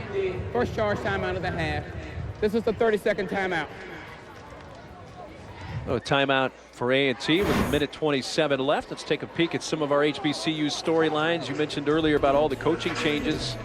There were a number of them in the Mid-Eastern Athletic Conference, but in the SWAC they had some changes to. Alabama A&M, we're seeing James Spady right now. How's he going to do? Jackson State went to the SWAC championship game last year, lost. They made a coaching change, so they brought in Harold Jackson, and their old coach, Rick Comegys, is now at Mississippi Valley State. Comegys is one of the best coaches in the HBCU landscape, and Coach Fobbs down at Grambling State trying to restore some of the legendary teams they've had at Grambling. He was raised around that program, and then I think the key storyline is going to play out Alcorn State and North Carolina A&T. How can they handle expectations? These are teams that haven't been contenders for at least the past 15 years in their conference, and now some people have them making some championship runs. Quick, right across the middle. And a completed pass and run for Desmond Lawrence to the 25-yard line, and another A&T first down. Stopped by Dexter Reese. I think you've expected a little more of Lawrence in this first half, though, Jay. Thought so, but it was a good job. And all he's going to do is you're going to see him sneak into the route, come across here, find the soft spot, sit down, and then the rest is going to be him. Just get him the ball, and he's able to make big plays happen. It was a 15-yard gain. Quick. Taking a look now, we'll just step out about the 26-yard line, right near the original line of scrimmage. Desmond Lawrence is a track runner. He's got speed to burn, fastest receiver on this team, and they've got a young guy named Caleb Gabriel who also runs on the track team, who they say if we can see what he can do and make some plays for us. Like I said, can't say it enough. I've never seen Coach Broadway this excited about his skilled position players.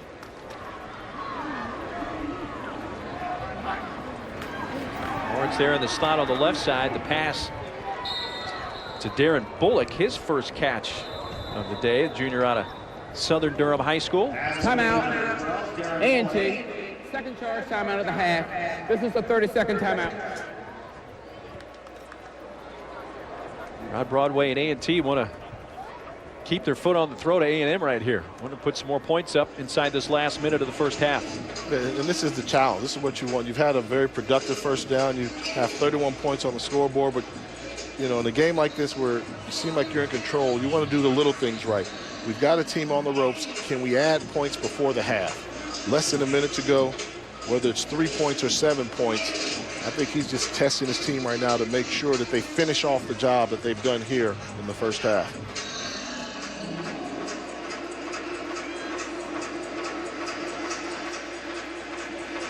A one timeout remaining for A&T with 53 seconds left. The numbers on Quick.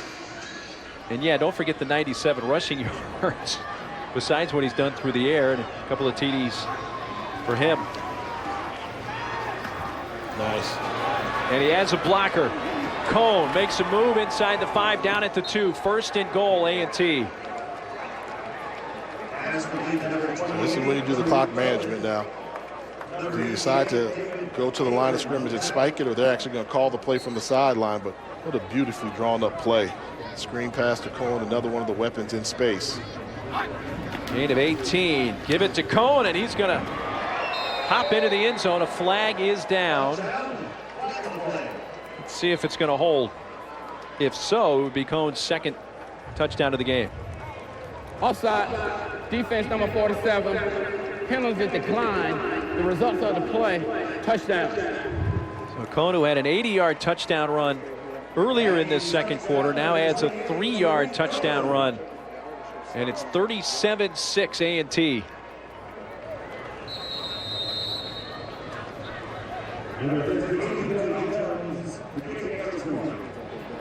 Extra point attempt for Cody Jones. 8-play drive, 64 yards. And A&T adds on what looks to be their final possession of this first half.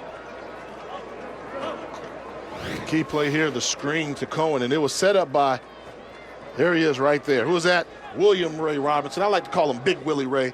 Look at the athleticism. Get out there, and what does an offensive lineman like to do to a defensive back? Lower the boom on him. He got the hit. Look, turned Rashad Anderson backwards, and then it became Cohen. Quick scamper into the end zone. See daylight. That's what you do down in the red zone. You run the daylight. North Carolina A&T clicking on all cylinders. Well, you know, Robinson is 307 pounds. He laid the boom on Rashad Anderson, who's 160. I bet Anderson's eyes got a little big. Oh, I'm sure. When he saw Willie coming at him. And those offensive linemen, they're so hard to catch up to those little quick defensive backs. Normally you see an offensive lineman get in space and they try and get the knockout blow and the defensive back will move out the way. But in that case there, Robinson showing you quick feet and athleticism, the fifth-year senior from Clinton, Maryland. 31 unanswered points here for A&T. Remember, this was a 7-6 game in favor of A&T until the final play of the first quarter when McCray went for 95 yards on a kickoff return. And it's been an avalanche of points for A&T since. That ball loose. It was a low bullet kick right near the ground at midfield, but A&M does jump back on top of it. Imbrell Vaughn, number 56 for A&M, had that ball shoot his way, and he was able to corral it. He was looking for the ball.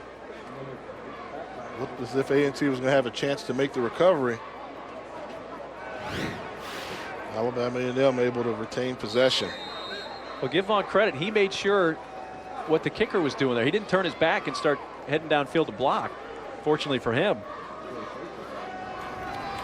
Handoff, Eldemeyer, no gain. Let's see if A&M even wants to run another play here or head to the locker room and try to regroup. I think if you're Coach Spade, you want to get this in the locker room, talk to your troops. Yep. The last 2 minutes of this half has been tough. They need to hear from them, and I think he's doing the right thing. Let's take it in halftime, regroup. The second quarter that was dominated by Rod Broadway's A&T Aggies. Look at their last 5 possessions. 4 TDs and field goal. And don't forget, they also had a kickoff return for touchdown mixed in there. Tiffany down on the field with James Spady. Coach, you told me yesterday that it took some time to get to know your players in your first game as a head coach. What have you learned about yourself and your team? I'm pretty concerned about what I'm going to learn the second half. This could be out of hand if we don't do something about it in a hurry. So I'm concerned about what we're going to do after halftime. All right, thanks, Coach. Yeah, it sounds like A&M has some regrouping to do here at the intermission, Jay. I mean, you know, you come into the season, you have high expectations, and then you get hit with a dose of reality. You're the new head coach of the program for a reason. Something was not going right with the program, whether it's talent on the field, whether it's the coaching philosophy and style. And I think Coach Spady learned that here in the first half about a squad. He's got to go regroup in the second half. After the break, we're going to send you to the studio with Robert Flores, who'll update all the action from yesterday on the college football halftime report. 38-6, A&T leading A&M in this Torino MEAC SWAC Challenge from Orlando. 80 yards.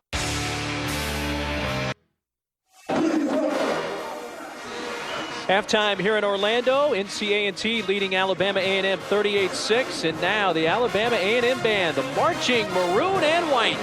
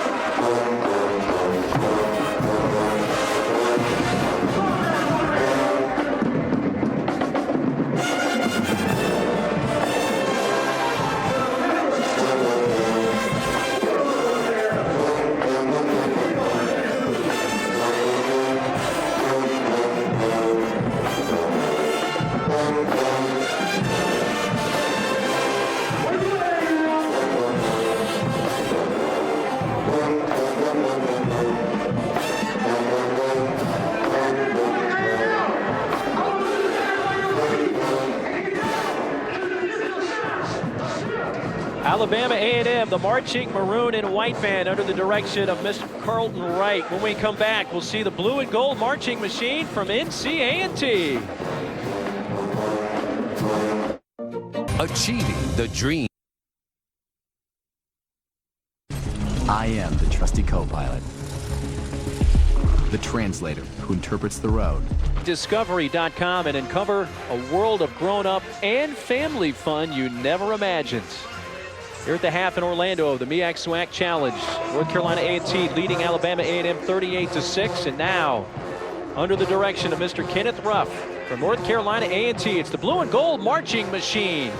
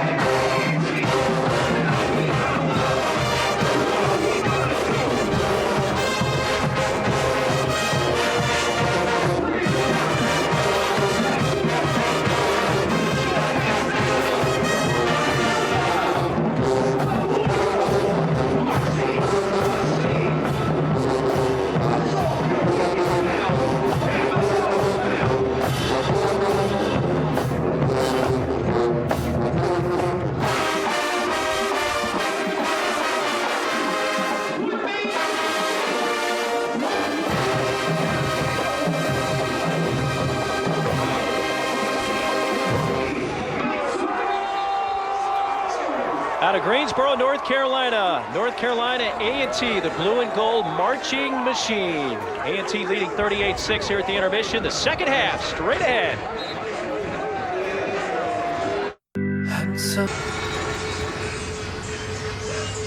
Welcome back to the 10th anniversary MEAC SWAC Challenge presented by Disney as part of Dick's Sporting Goods Kickoff Week from Bright House Network Stadium in Orlando. North Carolina A&T Aggies taking on the Alabama A&M Bulldogs 38-6. Aggies leading A&M here at the intermission.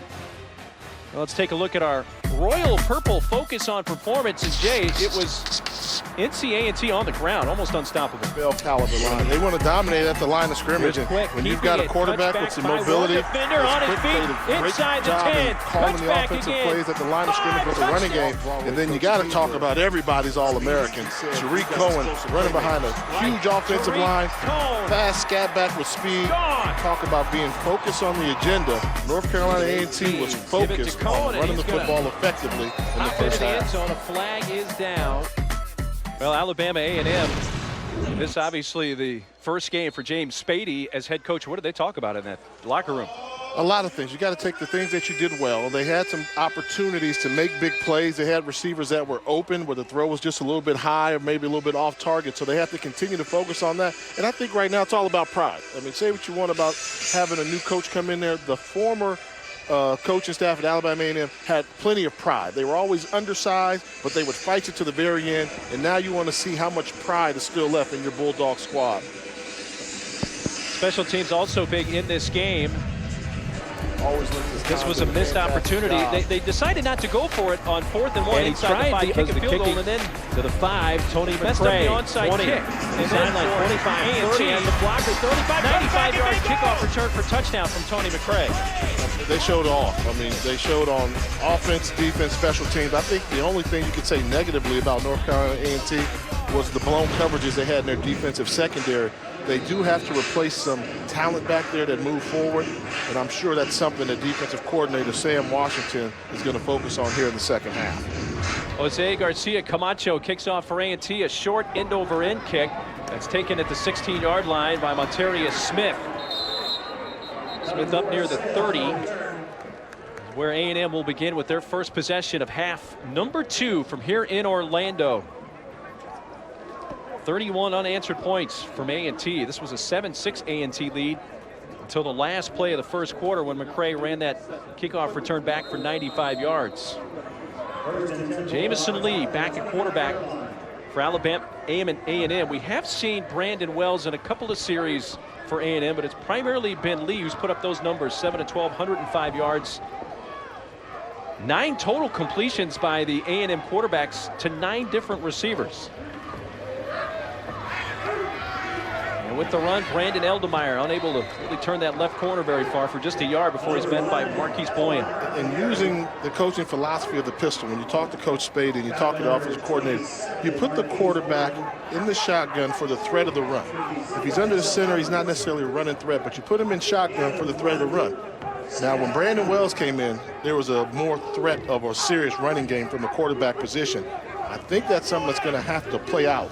Jamison Lee's made some good throws, but with Wells' quickness, he seems to have that spark that may be needed to run this pistol offense effectively. Lee fakes the handoff, passes towards the tight end and too high. Reaching there was Jonathan Dorsey, trying to get that right hand on it, but overthrown, and it's 3rd and 9.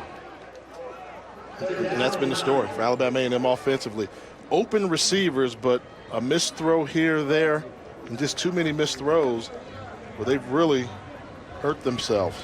Right now, quarterback Brandon Wells signaling into plays, and let's see what they signal in on 3rd down and 9 on this, their first possession of the half.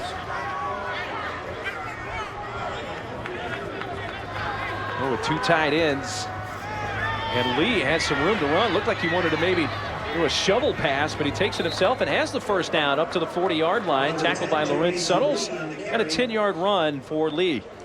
Good play and great quarterback awareness, realizing where the first down yardage is. Once you make that crease, you realize this is not a slide opportunity. You have to get every yard you can, lower your shoulders, get the tough yards. First down for Alabama A&M.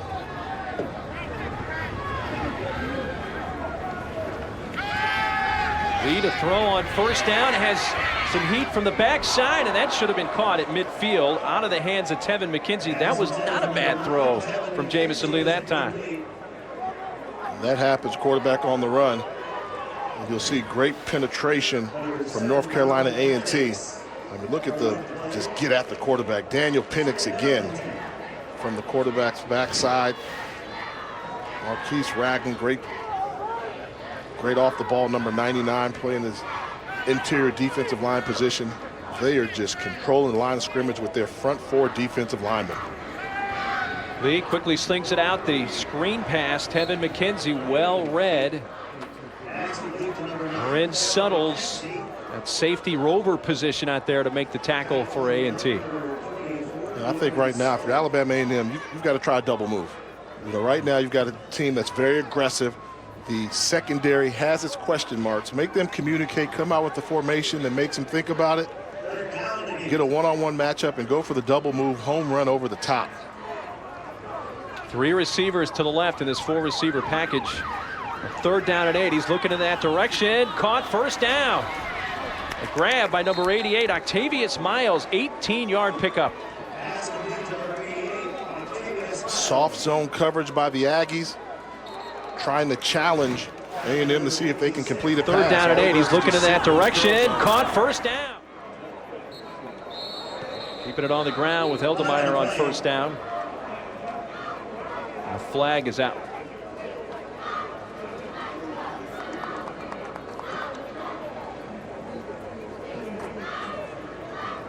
Offside, defense, 5-yard penalty, replay first down.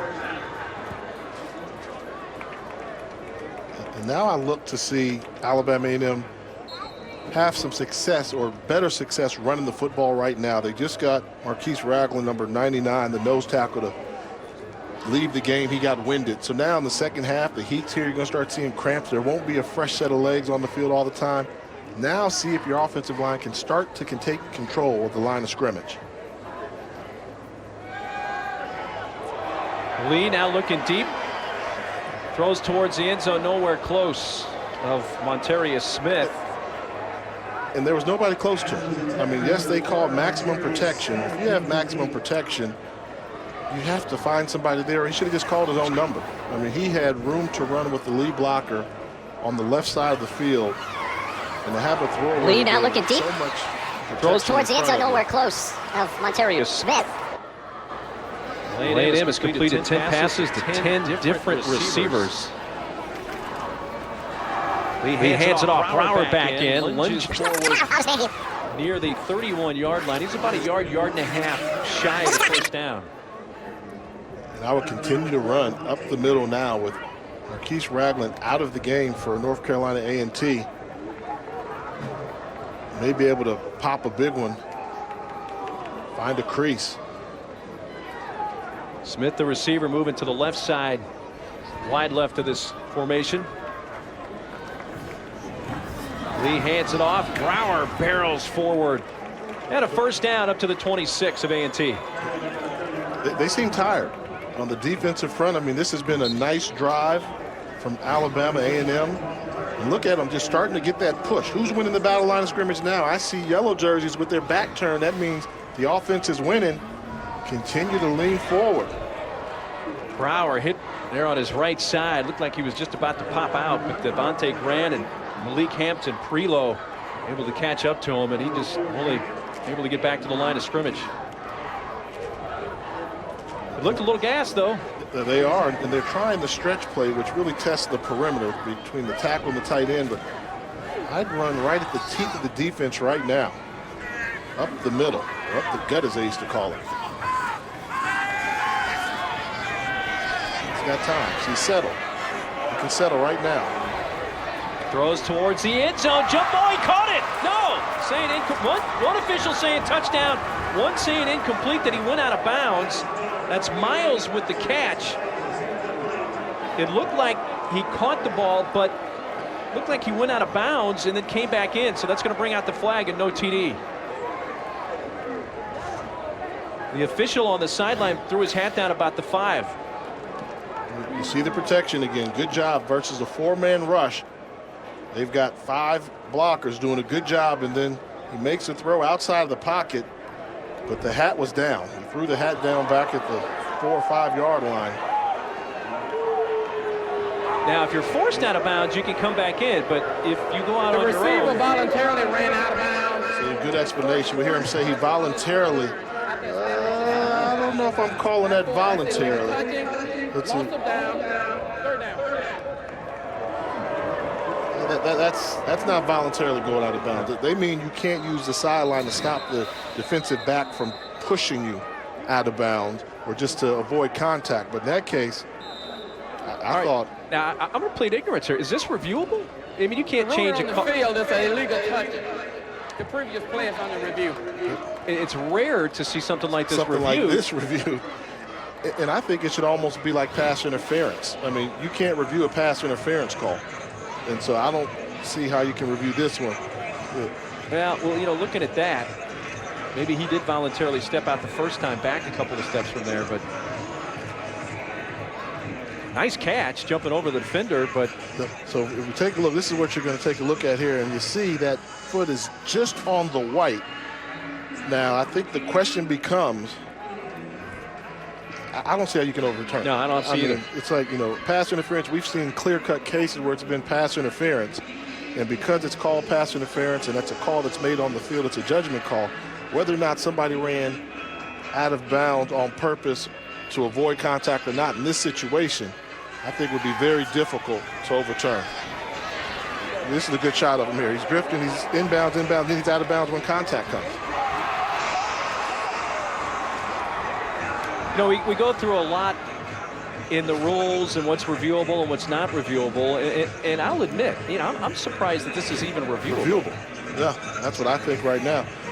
But the football fan in me, you know what I always say?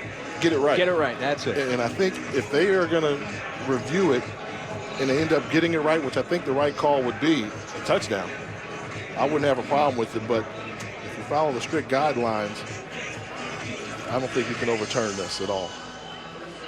Tough break for Coach Beatty if they don't overturn it. Rob Gilbert is our replay official. There's our referee down on the field. This is a SWAC crew. Anthony Johnson, the referee.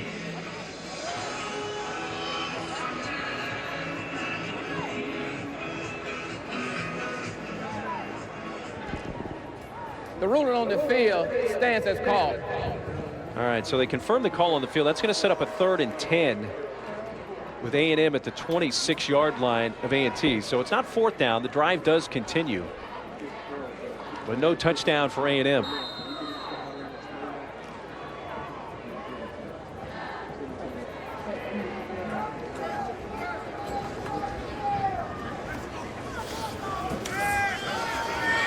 Lee tried to dump off the screen, but instead of finding the back, he hit the backside of the lineman, Malcolm Johnson.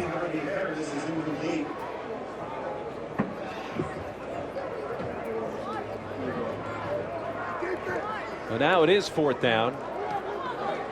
A 4th and 10.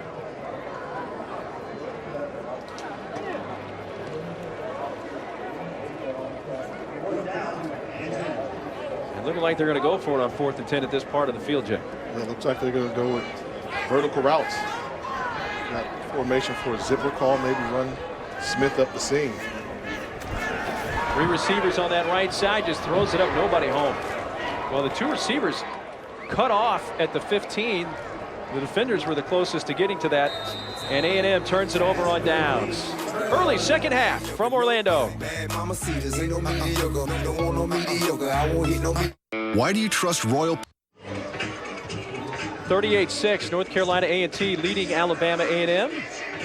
Very early in the second half from the 10th annual MEAC SWAC Challenge presented by Disney here in Orlando, Florida. We've seen a few unusual plays, but we just had the review of the call where the wide receiver for Alabama A&M went out of bounds, came back in, caught what looked to be a touchdown pass, but it was ruled that he voluntarily went out of bounds before coming back in.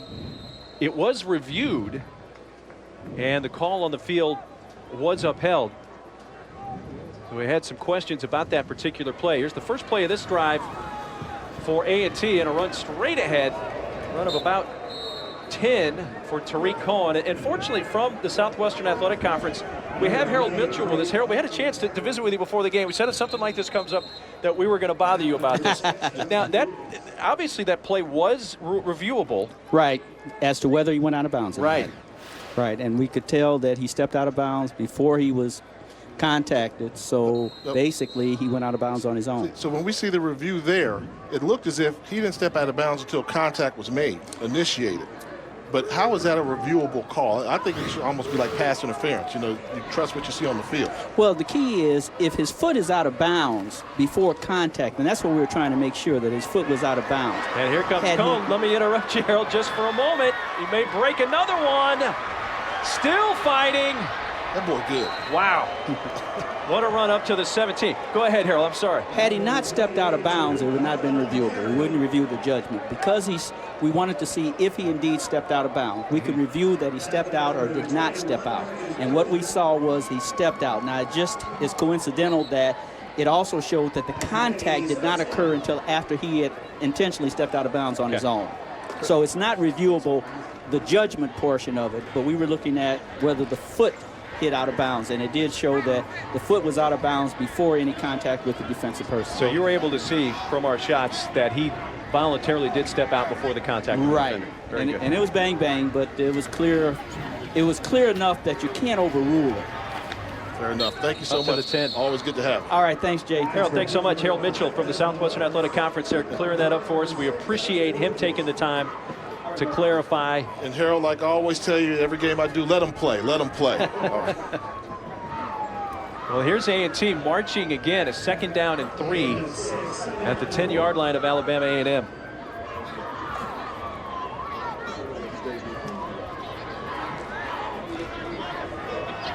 Second and 3 for the Aggies. How special is Cohen? Are you wow. He's real deal. He is absolutely the real deal. If there's a better running back in the country, I want to see him. I know they've got some good ones on the FCS level.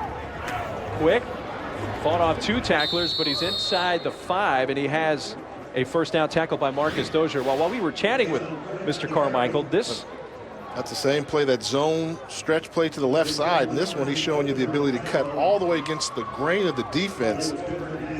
That's knowing your blocking schemes in front of you, knowing you have the ability to cut back. And that's just showing off.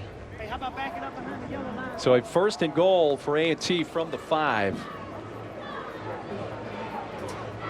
Well, to finish the thought on that, on the call while they're waiting for the snap here, he said we're not reviewing the call on the field. We were reviewing to see whether the wide receiver had stepped out of bounds on his own. But in a way, it's kind of semantics. Timeout. A&T. First charge timeout of the half. A&T will use a timeout. But in a way, you are kind of looking at the judgment of the official in just so many words. It's fun to have football back on a Sunday in Florida. You know what I'm saying? Oh, don't look now. It's turtleneck Tommy. You know what? I'll take that jalapeno double. Jalapeno. Surprisingly cool with twice the kick. The new jalapeno double on McDonald's Dollar Menu and more. Topped with crispy and pickled jalapenos plus creamy ranch sauce. Just $2 for now, so get it while it's hot. Tommy, do you mind if I stare at you? Sit with you? There's something bold for... Let's take a look at today's Bringing the Flavor, brought to you by McDonald's.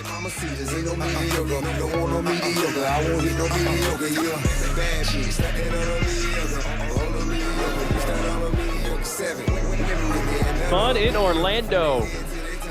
The 10th annual MEAC SWAC Challenge presented by Disney and McDonald's Bringing the Flavor. Well, the timeout by A&T, it appeared that they may have called that because Quick, perhaps cramping, he kind of hobbled off the field. So they have put in a new quarterback, but they do hand it off to a familiar name, and well, into the end zone this time goes Marquell Cartwright. So Foster came in as the quarterback, handed off to Cartwright, and another 6 for A&T. Offensive line just dominating once again, getting to the second level. Big Willie Ray Robinson. You can see why he is an all-conference selection at the left guard position. 6'3", 307 pounds. He's having a heck of a ball game here this afternoon. First collegiate touchdown for Marquell Wright. He's a 5'9", 190-pound true freshman out of Andrews High School in High Point, North Carolina. Had over 2,600 yards rushing and 38 TDs as a senior in high school last year. 45-6, A&T laying it on. Well, tune in tonight on ESPN2 as Michael Brantley and the Indians take the field against Alex Gordon and the Kansas City Royals. And U.J. Walker, who pitched in the minor leagues for the Angels when they were known as the California Angels, but now in first place in the American League West, yes. LA Angels of Anaheim. But that's not my team. What's your team? See, I'm a traditionalist, right? I grew up in L.A. I love the Dodgers. And but now you got to be an Orioles guy now, right? No way. Are you kidding Nationals? me? Of course. All right, you're Nationals. See, think about it. The Dodgers were built on pitching, right? That's yes. why I grew up loving Fernando Valenzuela and Sutton and all those guys. Well, what are the Nats built on? Big time pitching. Big time. They're looking good, running away right now with the National League East. Yeah, we had a 10-game winning streak, but it's getting closer. The closer you get to October, all the games count. So baseball games at this time of year normally have big ramifications. Yes. A big one tonight, especially for the Royals, Indians, Kansas City.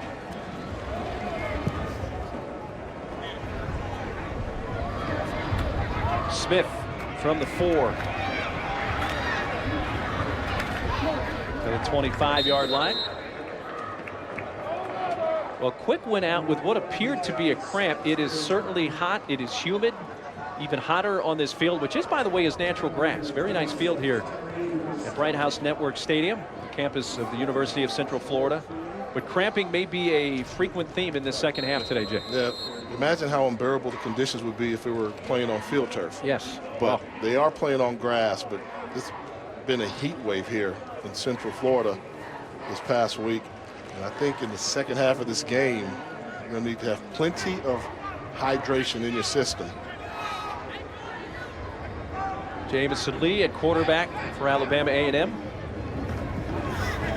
a quick pass, reaching it out of the hands of Devon Johnson, a true freshman out of Huntsville, Alabama. And this was that last drive for A&T before they called the timeout, and then called the timeout, and you saw Quick hobble off the field. What would appear to be cramping. Yeah, you figure that for his style of play, he's a very active quarterback. He's had tremendous runs in this football game. He's always on the move, so unfortunately, these type of elements, that's a disadvantage. Brower up near the 30. He picks up about 4. It's going to be a 3rd down and 6. We have to find ways to keep cool Remember the good old-fashioned days when they used to tell you, oh, just take a salt tablet? That was like the exact wrong thing to do. And then they used to say, well, don't drink too much water, you're going to cramp up. I remember those days. How insane was that? 91 degrees right now. The humidity's up there as well, so the heat index is high. Pass well out of reach of Johnson and out of bounds. And we saw the throw was 4 or 5 yards out of bounds, but there was nobody around Lee. You know, and as a quarterback, you know, you have to have the mindset. You know, and I was fortunate enough to play pro football. The mindset was, if nobody touches me, I'm going to complete 98% of the balls. And right now, you don't get that sense from Alabama A&M, any of their quarterbacks. I mean, 1 of 8 in this half right now. And, you know, that's after going in and making the halftime adjustments. And there have been wide open receivers. I just think they need to step back, slow it down, simplify the offensive playbook, and maybe just work on the short passing game and then start to stretch it downfield, because what we're seeing right now, Alabama A&M is going to struggle if they can't complete throws. Garden, well, the flagman's going to bring this back, perhaps. One more man to beat, steps out of bounds about the 10, but flags flew at the 38-yard line. I don't agree with this flag. I mean, we saw it setting up, and I thought he made a good attempt and effort to get his shoulder pads around the level, wait for him to turn. Unless it's unnecessary roughness, I don't see that call. If they call this a block in the back. Yeah, I mean, targeting could be an issue here, but we'll see. It's a 53-yard return. Let's see if it's coming back, and it looks like it will. During the return, a legal block in the back gets the receiving team, number 15. 10 yards from the spot of the foul. First down. Come out. So it was not the target, and we can talk more about that when we come back with 8:57 to play in the third quarter in Orlando. With 2 races to go, the race to the all-new Chase. The 2014 MEAC SWAC Challenge is brought to you by McDonald's. I'm loving it. And Dick's Sporting Goods. Visit ESPN Fan Shop powered by Dick's Sporting Goods for your officially licensed fan gear. The 10th annual MEAC SWAC Challenge presented by Disney here in Stevie, Orlando. North Carolina A&T leading Alabama A&M 45-6. A little bit of a breeze. Of course, thunderstorms can pop up at any time, especially in the summertime in Florida. Last night up in Gainesville, they weren't even able to play more than about, 10 seconds of that football game before it was canceled. Idaho and University of Florida.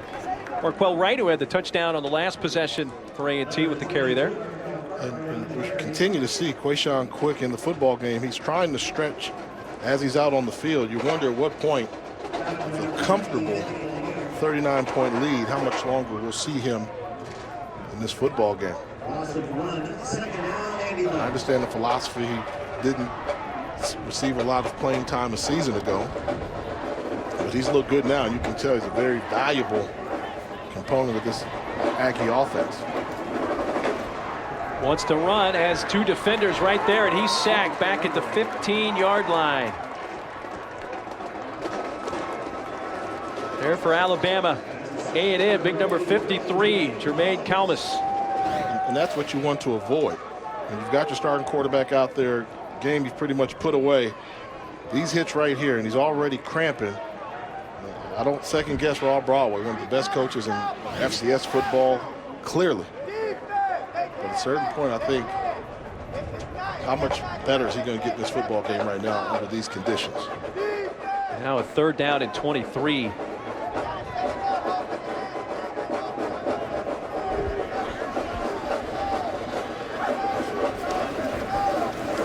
And he's going to keep it and run with it. He's going to get back near what was the original line of scrimmage. Stopped by Justin Lucas, a run of 10, but it will be 4th and long and time to punt for A&T. So special teams coming back on the field. And the last special teams play we had, what was the block in the back, and there's Quick running off. I think he still may be dealing with the cramps there, Jay. But the block in the back, we've talked about possible targeting, and we've discussed what's reviewable, what's not as well in this quarter. New changes as far as the review on targeting this year in college football. They are, and I think a couple of the corrections are going to be for the better. it's tough to see somebody ejected from a game on a penalty. Now they have the ability to look at the tape and go back and see what's targeting there. Did they hit the intended object? And maybe not have the player leave the game. Anderson with the fair catch, 38-yard punt. Let's check in down below. Once again, here's Tiffany Green. Well, as Devontae Grant trots back onto the field for this Aggies defense, he has 10 tackles. Of course, he was the leading tackler last season and really for the last 3 years. You know, he walked into the perfect situation 4 years ago because he was an undersized linebacker with something to prove, and the Aggies were in need of players. And so he walked onto the team with a new coaching staff with Rod Broadway. And Grant told me he just wanted to go out there and hit somebody, and he's made a living up the seams. And thus far, he's done a terrific job being a leader, but he's also been a great example for the other walk-ons on the team. Guys? Yeah, thanks, Tiffany. Then football players, you never lose that, do you? You want to hit somebody. Jay, occasionally, he just, you know, he'll bump me in the booth there. Yeah, well, but still, you like the contact. You're a big guy. You do like the contact. And, you know, if you're a high school player, analyze where you are. Offense. 5-yard penalty. First down. You know, as Tiffany said, the program was in flux. Brand new coach coming in, and you think, let me go out there and see if I still have it. And he's been a pleasant surprise. Oh, and Tiffany made the point. He was a walk-on when he came to this program. And here's a guy who might be the MEAC Defensive Player of the Year this year. Yep, could be. And leading tackler a season ago. Off to a good start this year. One of the twins there, Brian Brower with the run. I think if A&M's going to pull some positives out of this game, Jay, one of them's got to be this freshman here, Brower. The Brower twins. Yes. You know, so there's the brother that plays safety. Sorry, inside linebacker. So the starting Mike linebacker, and now you also got the running back. So they've had a history of having brother combinations before. I mean, you talk about Alabama A&M, they had the Luke brothers.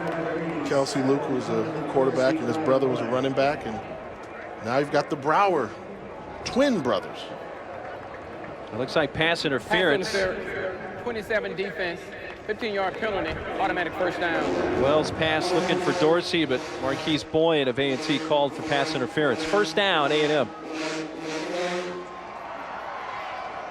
Brandon Wells, redshirt sophomore, back at quarterback here for A&M. Is it just me, or do you see a little pep in the step of the offense when he's in there? Decisions seem to be made a little bit quicker when Wells is in the game, and I don't know if it's because right away you can tell he's a little bit quicker than Lee. But if he can complete some throws, I think after today's performance, they're going to have to go back and take a look at who the starting quarterback's going to be, open up the competition. Neither quarterback has shined. Wells to throw. That's Elias Robertson, the tight end. Has a first down inside the 40 of A&T. Just a little dump off here. I mean, that Robertson was a wide receiver. They converted him to tight end, but he really played that like a wide receiver there. Yeah, showed the good hands, and what I like is it was a quick decision made by Wells. Where to go with the football, got the ball out of his hands quickly, allowed the receiver to run with the football and pick up the first down. Brower, the carry. Tripped up at the 36. Now Lorenz Suttles. Are you surprised we haven't seen a little bit more of that short passing game from A&M today? I am, but they're still trying to figure it out. Yeah. You know, so what works for you is one thing, and you know they scouted North Carolina A&T, and let's not forget the receivers have been open. It's just been the throws. Brower banged backwards, maybe back to the line of scrimmage. I think what I am surprised I haven't seen more from Alabama A&M is the quarterback utilized in the running game. I mean, he's in the shotgun to be a threat. That's what you want with pistol. And you think of quarterbacks that run out of this formation, they're very effective runners.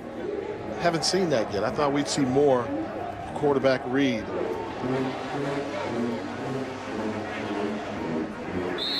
Third and 7 and a flag at the snap.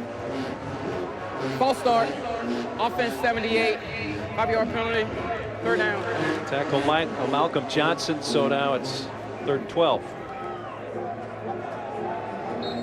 First ever meeting between these schools. North Carolina A&T, the MEAC, Alabama A&M out of the SWAC. Real good to see Melvin Bethea here. He doesn't make many appearances. 3 Hall of Famers here to watch this game. That's a nice audience. Wells airmails one just to get rid of it. Harry Carson also here today. John Stallworth as well. Number 25, Nick Carden. The only person missing was Robert Mathis. Yeah. But he's too busy in the NFL right now getting ready for the opening week for the Indianapolis Colts. Nick Carden to punt. Chris Garden back at the 9-yard line of A&T to receive this punt. A short punt that'll bounce at the 17, goes sideways and be down there.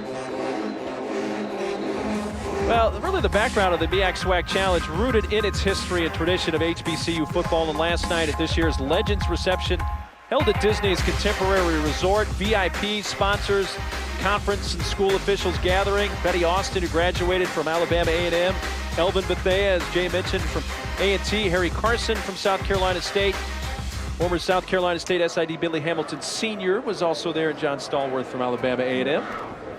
Betty Austin, former athletic director for the Bulldogs for many years as well. Bill Hamilton, SID. He's been around so long, Mark, that he actually wrote about me. That's a while. That's wild. Well, we do have a new quarterback now for A&T. Hassan Klug takes over. A little extra pushing there at the end of the play. So it looks like Quick's day may be finished, as there is Hassan Klug. He's a freshman in Concord, North Carolina. Had an older brother that played safety for NCA&T. He's the number 2 quarterback behind Wayshawn Quick, and he's getting some chance to play. He's going to get a quarter plus here to shine. Opportunity. Wonder if they made platoon position. We saw Frank Foster come in for one play, the junior college transfer, and now you've got the young freshman with an opportunity to play. Marquell Wright, who has a touchdown in this game, his first career TD with a modest game that time. Under a minute to play in this third quarter. This was a 7-6 game. A&T by just a point until the last play of the first quarter when Tony McRae ran a kickoff back 95 yards, and really since then it's been all A&T.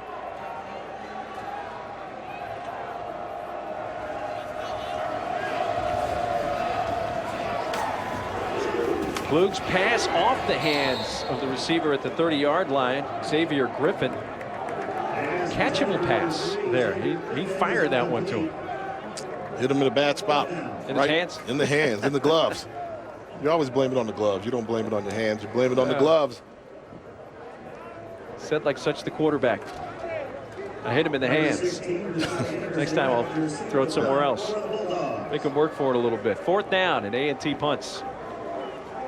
Dominic Friscura.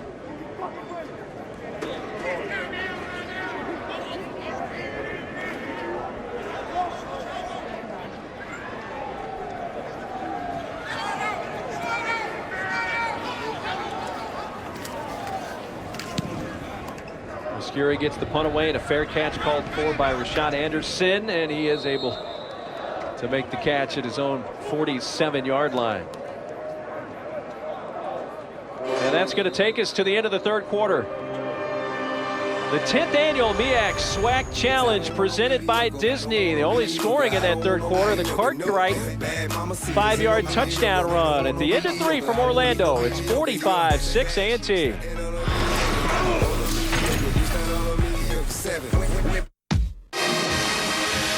Into the fourth quarter of this 10th annual MEAC SWAC Challenge presented by Disney from Orlando. 45-6, A&T leading A&M. And first play of the quarter, Brandon Eldemeyer coughs it up, but it's recovered by A&M. A first down up at the 40-yard line. Able to jump on top of it, Malcolm Johnson, one of the tackles on the offensive line after Eldemeyer had that ball popped out of his hands.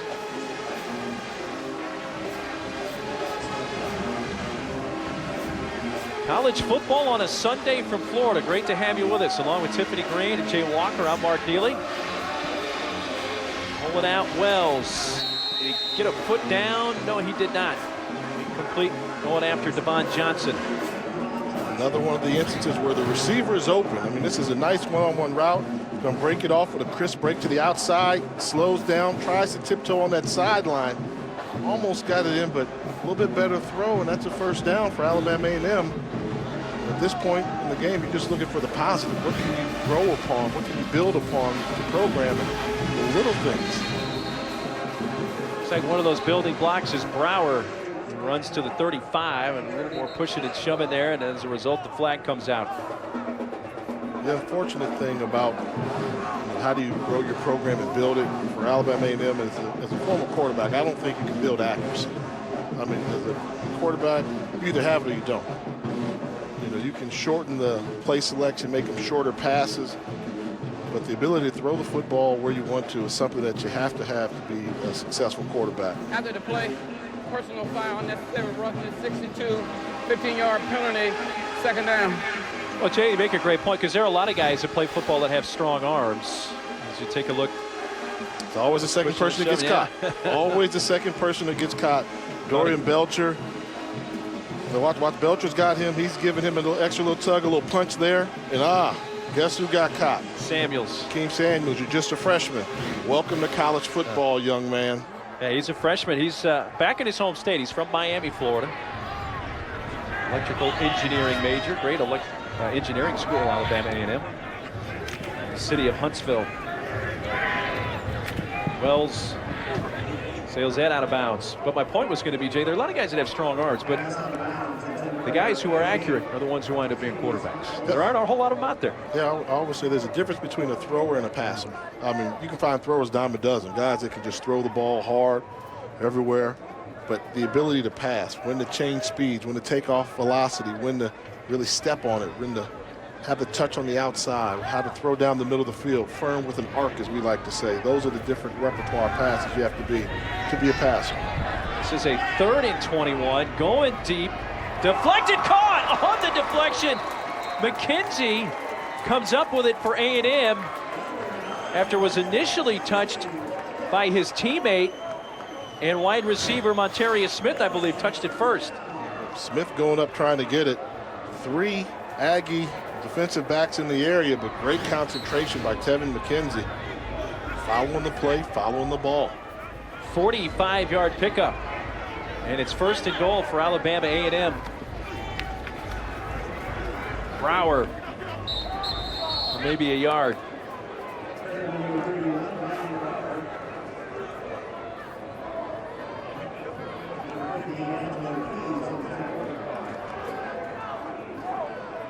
Second down and goal. Right back to Brower.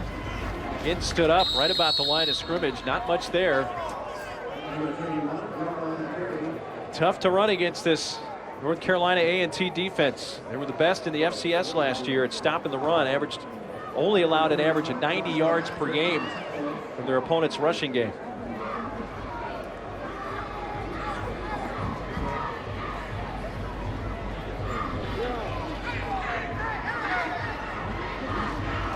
Coverage on the outside. A&T is not willing to sacrifice their rush defense. And Wells tries to touch towards the back of the end zone. Did he get a foot down? Yes. Touchdown, Jonathan Dorsey, but there is a flag. Offside, defense 27, penalties decline. Results of the play, touchdown. So the first touchdown of this football game for Alabama A&M, the touchdown catch for the junior Jonathan Dorsey. Yeah, simple combination. The scary thing was almost drifted out of bounds. He was so open, barely able to stay in the end zone. Good concentration.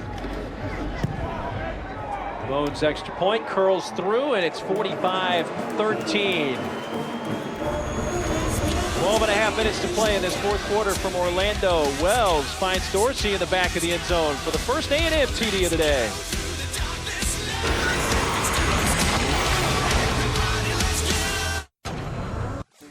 So many great players, Jay, that have played HBCU football that have made it to Canton. Yeah, 3 this year alone. What a class. Claude Humphrey went to Tennessee State University.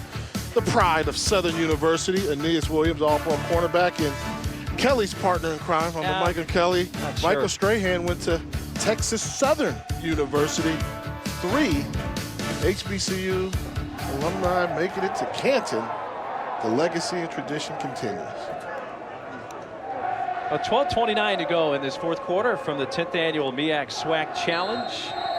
And that touchdown for A&M snapped a 38-0 run. 38 unanswered points from A&T. Now Lawrence is going to take it from 4 yards deep. He can run. Yes, he can. Still running all the way to the 40, brought down at the 44-yard line. He's a track guy. He spent his first 2 years at East Carolina University. And last year was his first with A&T. He had 403 yards receiving. Also run track and field. Antonio Carey down for A&M.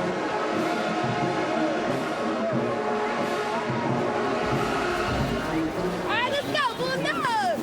Let's go, A&M! Let's go, Bulldogs! They attend to Carey. He's a true freshman out of Dallas, Texas.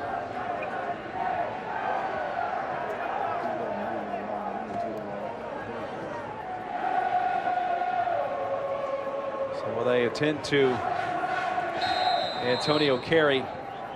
We will step aside as well from Orlando.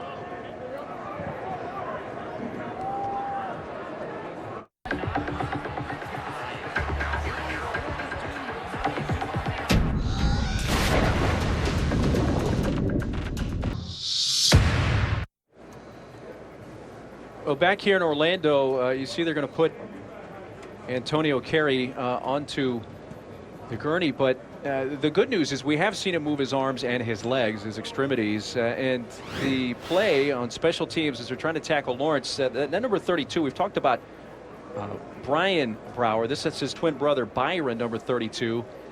It looked like Antonio may have gotten a little friendly fire there and bumped by his teammate as well and went down face first. They did turn him over, and he is responding, but it looks like they're using precaution as they should. They're going to put him in a neck brace before trying to move him further.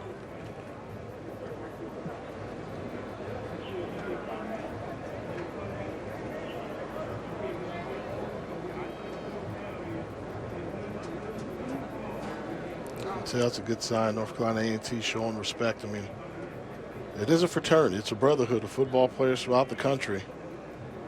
And you don't wish this on anybody.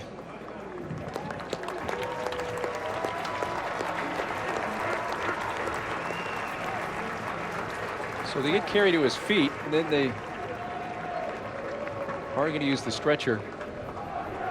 But the right arm, it appears the arm, which is wrapped, may be the primary issue, Jay, just from what we can tell from a distance. Seemed as if when he went towards the ground, couldn't get his right arm to lessen the fall. It seemed like that right arm might have taken all of the force going towards the ground. And Antonio Carey is a freshman from Dallas, Texas, went to LG Pinkston High School. Not only attracted to Alabama A&M for its football program, but Carey is an electrical engineering major, wants to pursue that. Alabama A&M is in Huntsville, Alabama. If you're not familiar, I mean, we're not far from the Kennedy Space Center here, only about a half-hour, 45-minute drive. But Huntsville, Alabama is a city that's been connected to the space program and technology for a lot of years. NASA headquarters down there in Huntsville, Alabama. Yes. And I'm pretty certain that's where NASA runs Space Camp.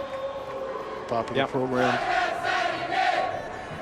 So Alabama A&M has choreographed their curriculum to attract a lot of those interested in engineering and technology, and Antonio Carey is another one of those engineering majors that are playing football for A&M, and there are a number of them.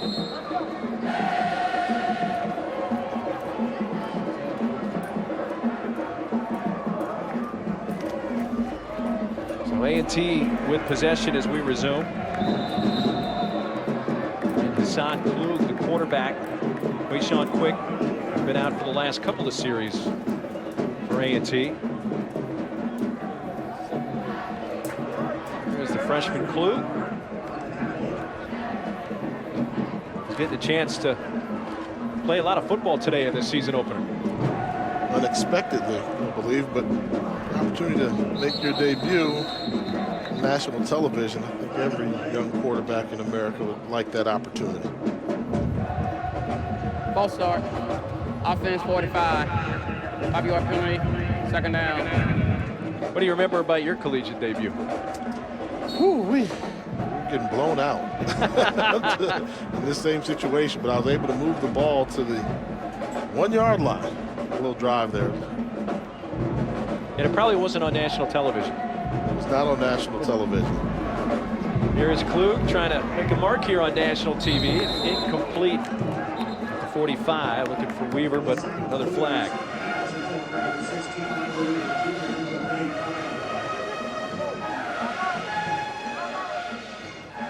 Once again, our referee, Anthony Johnson.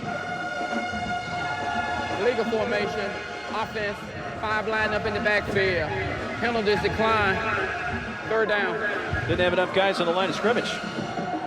Well, right now, you're looking across the offensive line, and it seems as if they've gone to some of the backups, except for some of the younger players they still have in there. It's backup time, and those are some of the things that you get when you have your second, third string wide receiver running backs.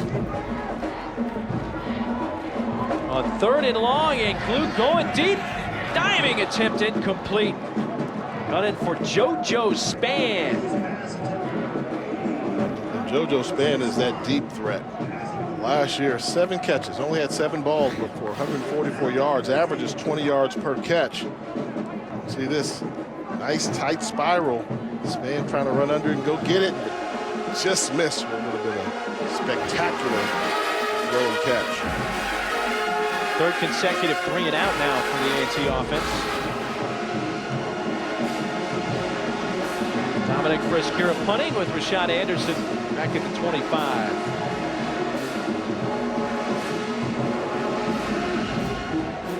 One-footed punter gets the punt away and the fair catch at the 29 by Rashad Anderson.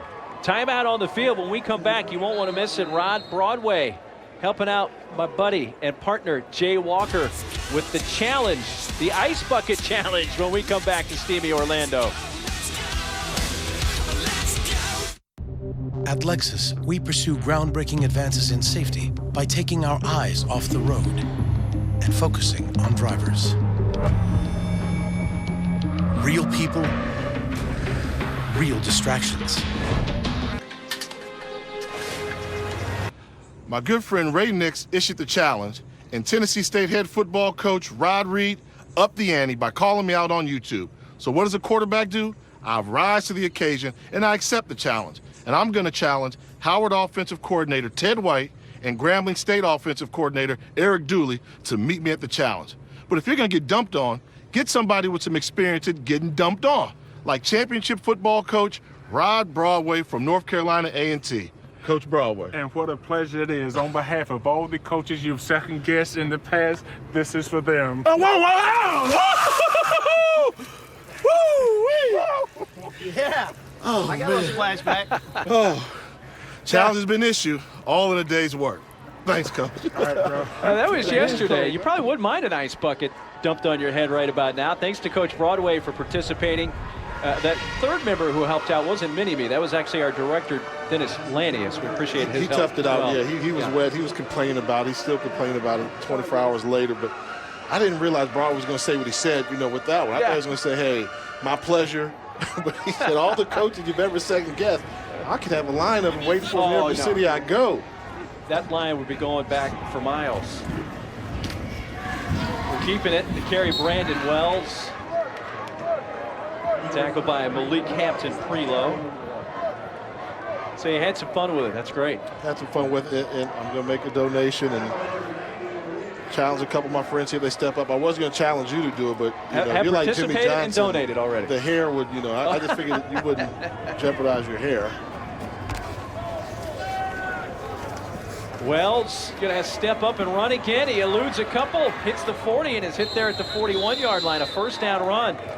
Card McCoy, the safety, eventually caught up to him, but nice run by Brandon Wells.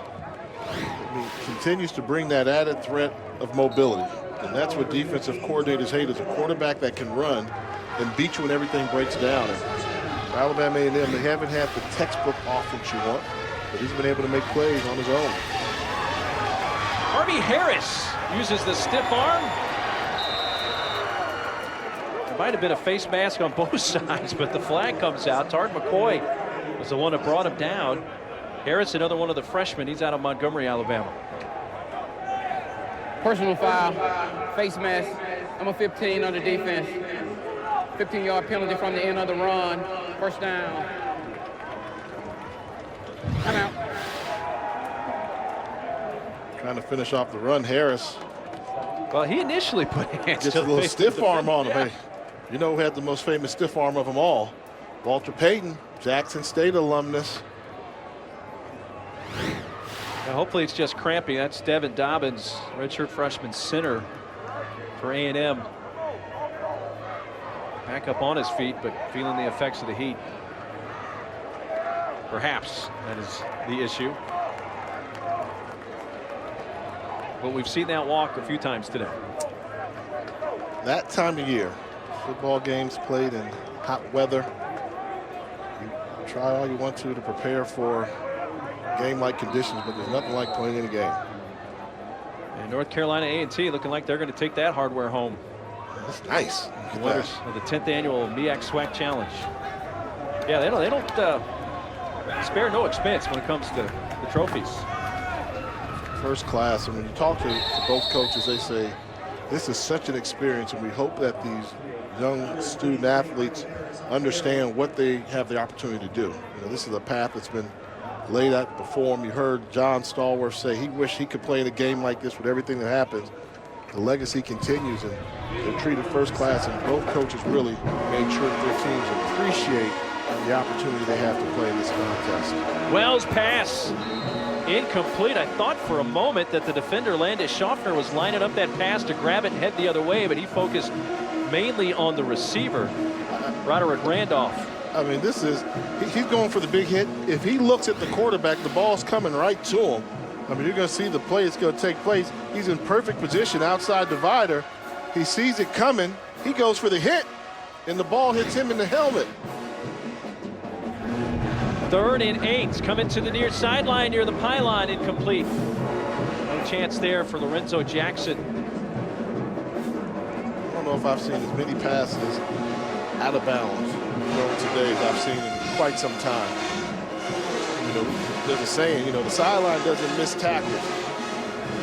So anytime you throw the ball to the sideline, nothing good's going to come from it unless you're throwing the ball away deliberately.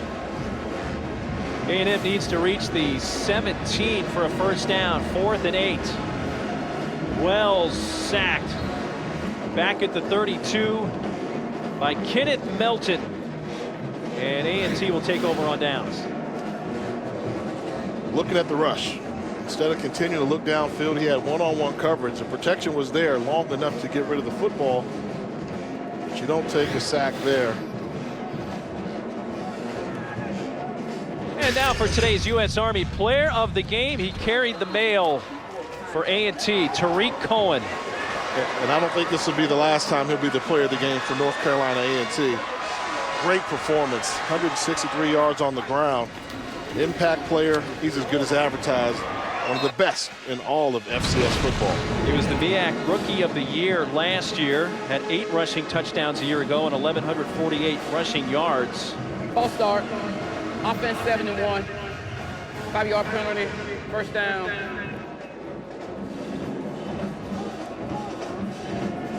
Glad to have you with us from the 10th annual MEAC SWAC Challenge presented by Disney. 8:46 left in the 4th quarter from Bright House Network Stadium in Orlando. Along with Tiffany Green and Jay Walker, I'm Mark Neely. 45-13, North Carolina A&T leading Alabama A&M. When we are finished here, Sports Center coming up next. Here from the heat of Central Florida, the North Carolina A&T offense and defense making a statement today that, hey, Bethune-Cookman, South Carolina State, be ready for the Aggies in the MEAC. Be ready, and what Coach Broadway say, if this team can stay healthy, I've got a really good ball club here. Last year after the season opener versus Appalachian State, which they got the victory, they got hit by the injury bug. This year, health is going to be the key, and looks like it's going to be a very competitive MEAC football season. Klug hands off to Cartwright for just a yard or so. It looks to be competitive all over college football. Jay, think about yesterday. Alabama was really challenged by West Virginia. Florida State, you know, watching that game last night, I'm thinking, hey, the Cowboys may pull off the upset here. They did not. So many teams got to scare. Auburn had all they can handle from Arkansas. So interesting first weekend. It's been a very interesting first weekend. I think the spread offense really neutralizes a lot of the power that we've seen in college football so much. So now it becomes how do you develop that spread offense with the power to go along with it. As you mentioned, Alabama, I mean, if that offense didn't step up and score as many points as they did, they were going to get beat. And West Virginia is a finesse team. Klug running and has the first down up to the 45-yard line. So Klug using his feet there to move the chains on 3rd and 9.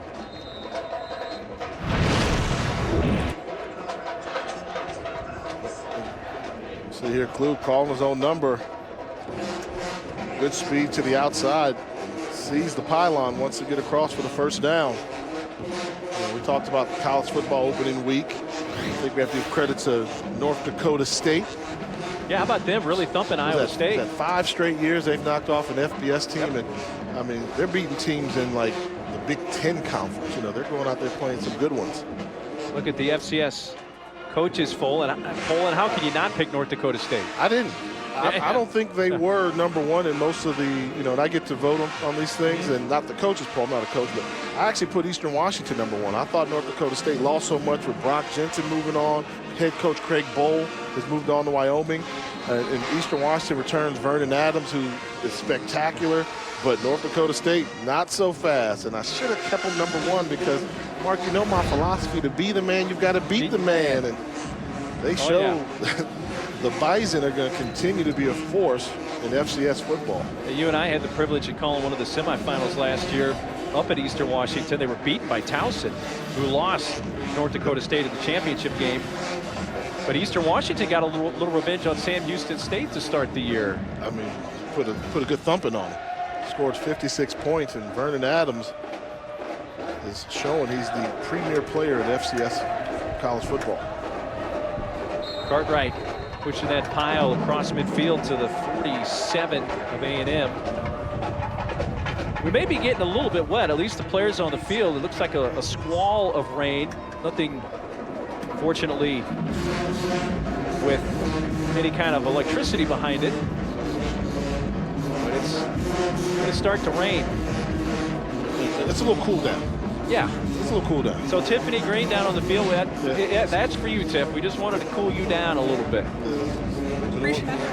I appreciate it because, you know, the afternoon showers are coming through and I'm getting just a little bit wet down here, but that's all good. You know, by the way, the A&T Aggies were playing today. It shows what a difference a spring can make. They had to overcome NCAA restrictions that limited scholarships along with practice time. And so Coach Broadway said that really crippled his team's growth. But since they've gotten back on track with those 15 additional days of practice, he's seen a vast improvement in his players being fundamentally sound. Moving forward, he says he wants to see his team take that consistency throughout the season. Yeah, Tiffany, thanks. That's tough to miss that practice time in the spring. Yeah, I mean, and this was during the regular season, they had restriction on their hours as well. Then their spring football, there was no spring football. They had 2 seasons with no spring football restrictions. The school had APR issues, but they've recovered from that, and things are getting exciting in Greensboro, North Carolina. And I think, you know, those people aren't familiar with the HBCU landscape. North Carolina A&T is a blue blood. You know, you've got the blue blood programs like the Alabamas and Penn States and programs like that. I think when you talk about HBCU football, some of the blue bloods are Florida A&M, North Carolina A&T, South Carolina State, and then you got the Gramblings and the Southerns and Jackson States. But A&T is a blue blood that's really good for HBCU football when they are doing well. Well, with 2 HBCU national championships for A&T in their history? Yeah, with Bill Hayes, and they used to have a defense called the Blue Death defense. That was fear. Let that one roll, and it's going to be downed at the 1. 49-yard punt, no return. A little wet now in Orlando when A&M will come back offensively. Start your I am the trusty company. This is Dick's Sporting Goods Kickoff Week.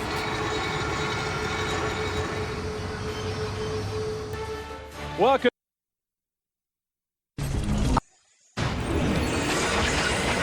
This is Dick's Sporting Goods Kickoff Week.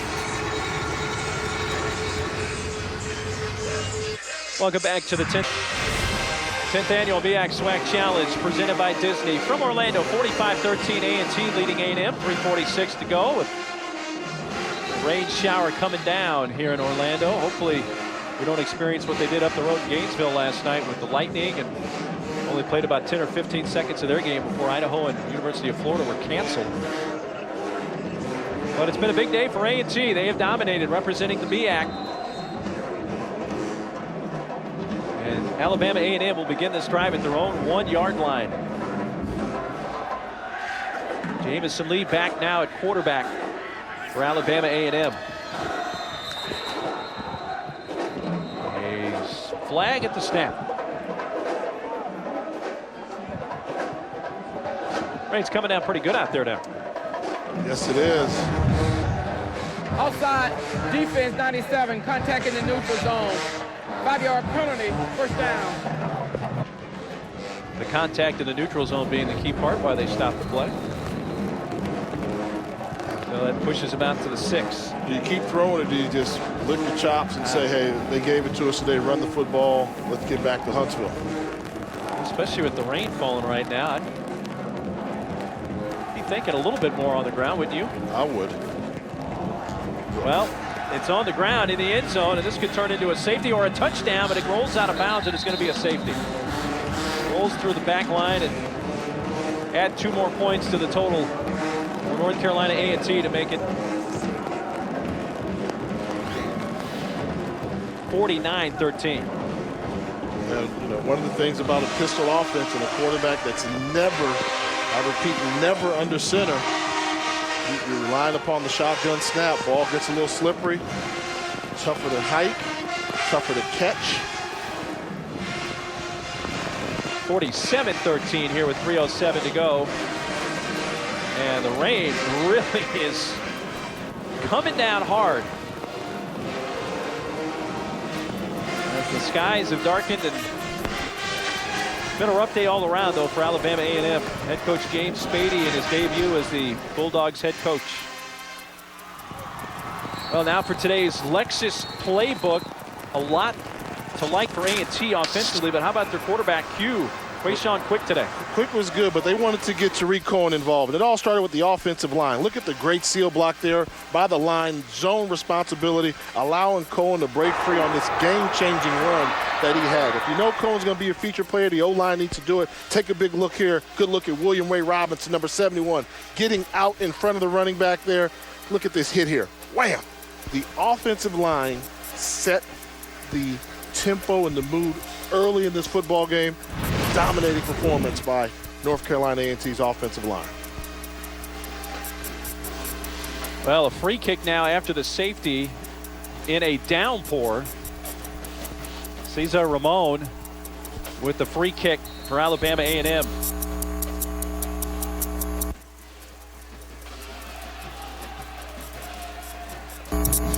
Bobbled and picked up back at the 22-yard line. Darren Bullock lost it again, but A&T recovers, and a late hit, and flag comes out on A&M.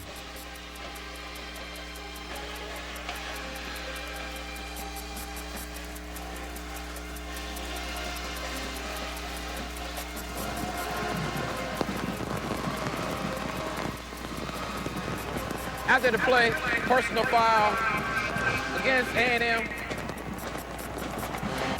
15 yards was added to the end of the run. First down. Well, we're having a few technical issues with the rain coming down, but thank goodness our referee mic still works for Anthony Johnson. That still works, but Time for North Carolina A&T to come out in their best six-tight diamond formation. A little bit out of the realm of what you would normally have your quarterback take a knee, but with conditions deteriorating rapidly here, I wouldn't be surprised to see him just come out and maybe do one or two handoffs and take a knee. 2:54 to go. 10th annual MEAC SWAC Challenge. Well, he hands it off and tackled for a loss. Anthony Lanier with the play for A&M. He's not ready to finish his day of football yet. Lanier's the one that they expected to make big plays on the running game inside. Big hit delivered here with less than 3 minutes to go, and the Aggies are clearly just trying to run out the clock. Letting that play clock run down. It's now at 16.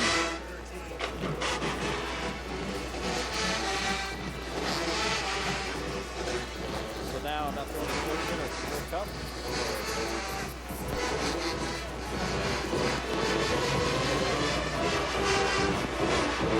Keeping it on the ground, trying to finish off these last 2 minutes with the rain in Orlando. I guess it wouldn't be Florida in the summertime without an afternoon shower, huh? But and the band plays on. Dancers dance on. Got to see the blue and gold marching machine for NCA&T at the half, as well as the marching maroon and white band for Alabama A&M.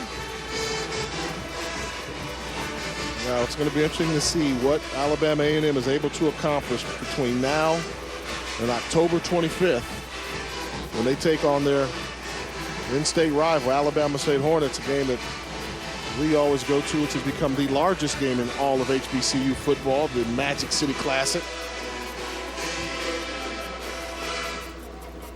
Well, this game, the MEAC SWAC Challenge next year, will be back at the Citrus Bowl. The renovations there at the Citrus Bowl push this game here to Bright House Network Stadium on the University of Central Florida campus. Our thanks to the UCF folks for accommodating us for a year, but back to the Citrus Bowl next year.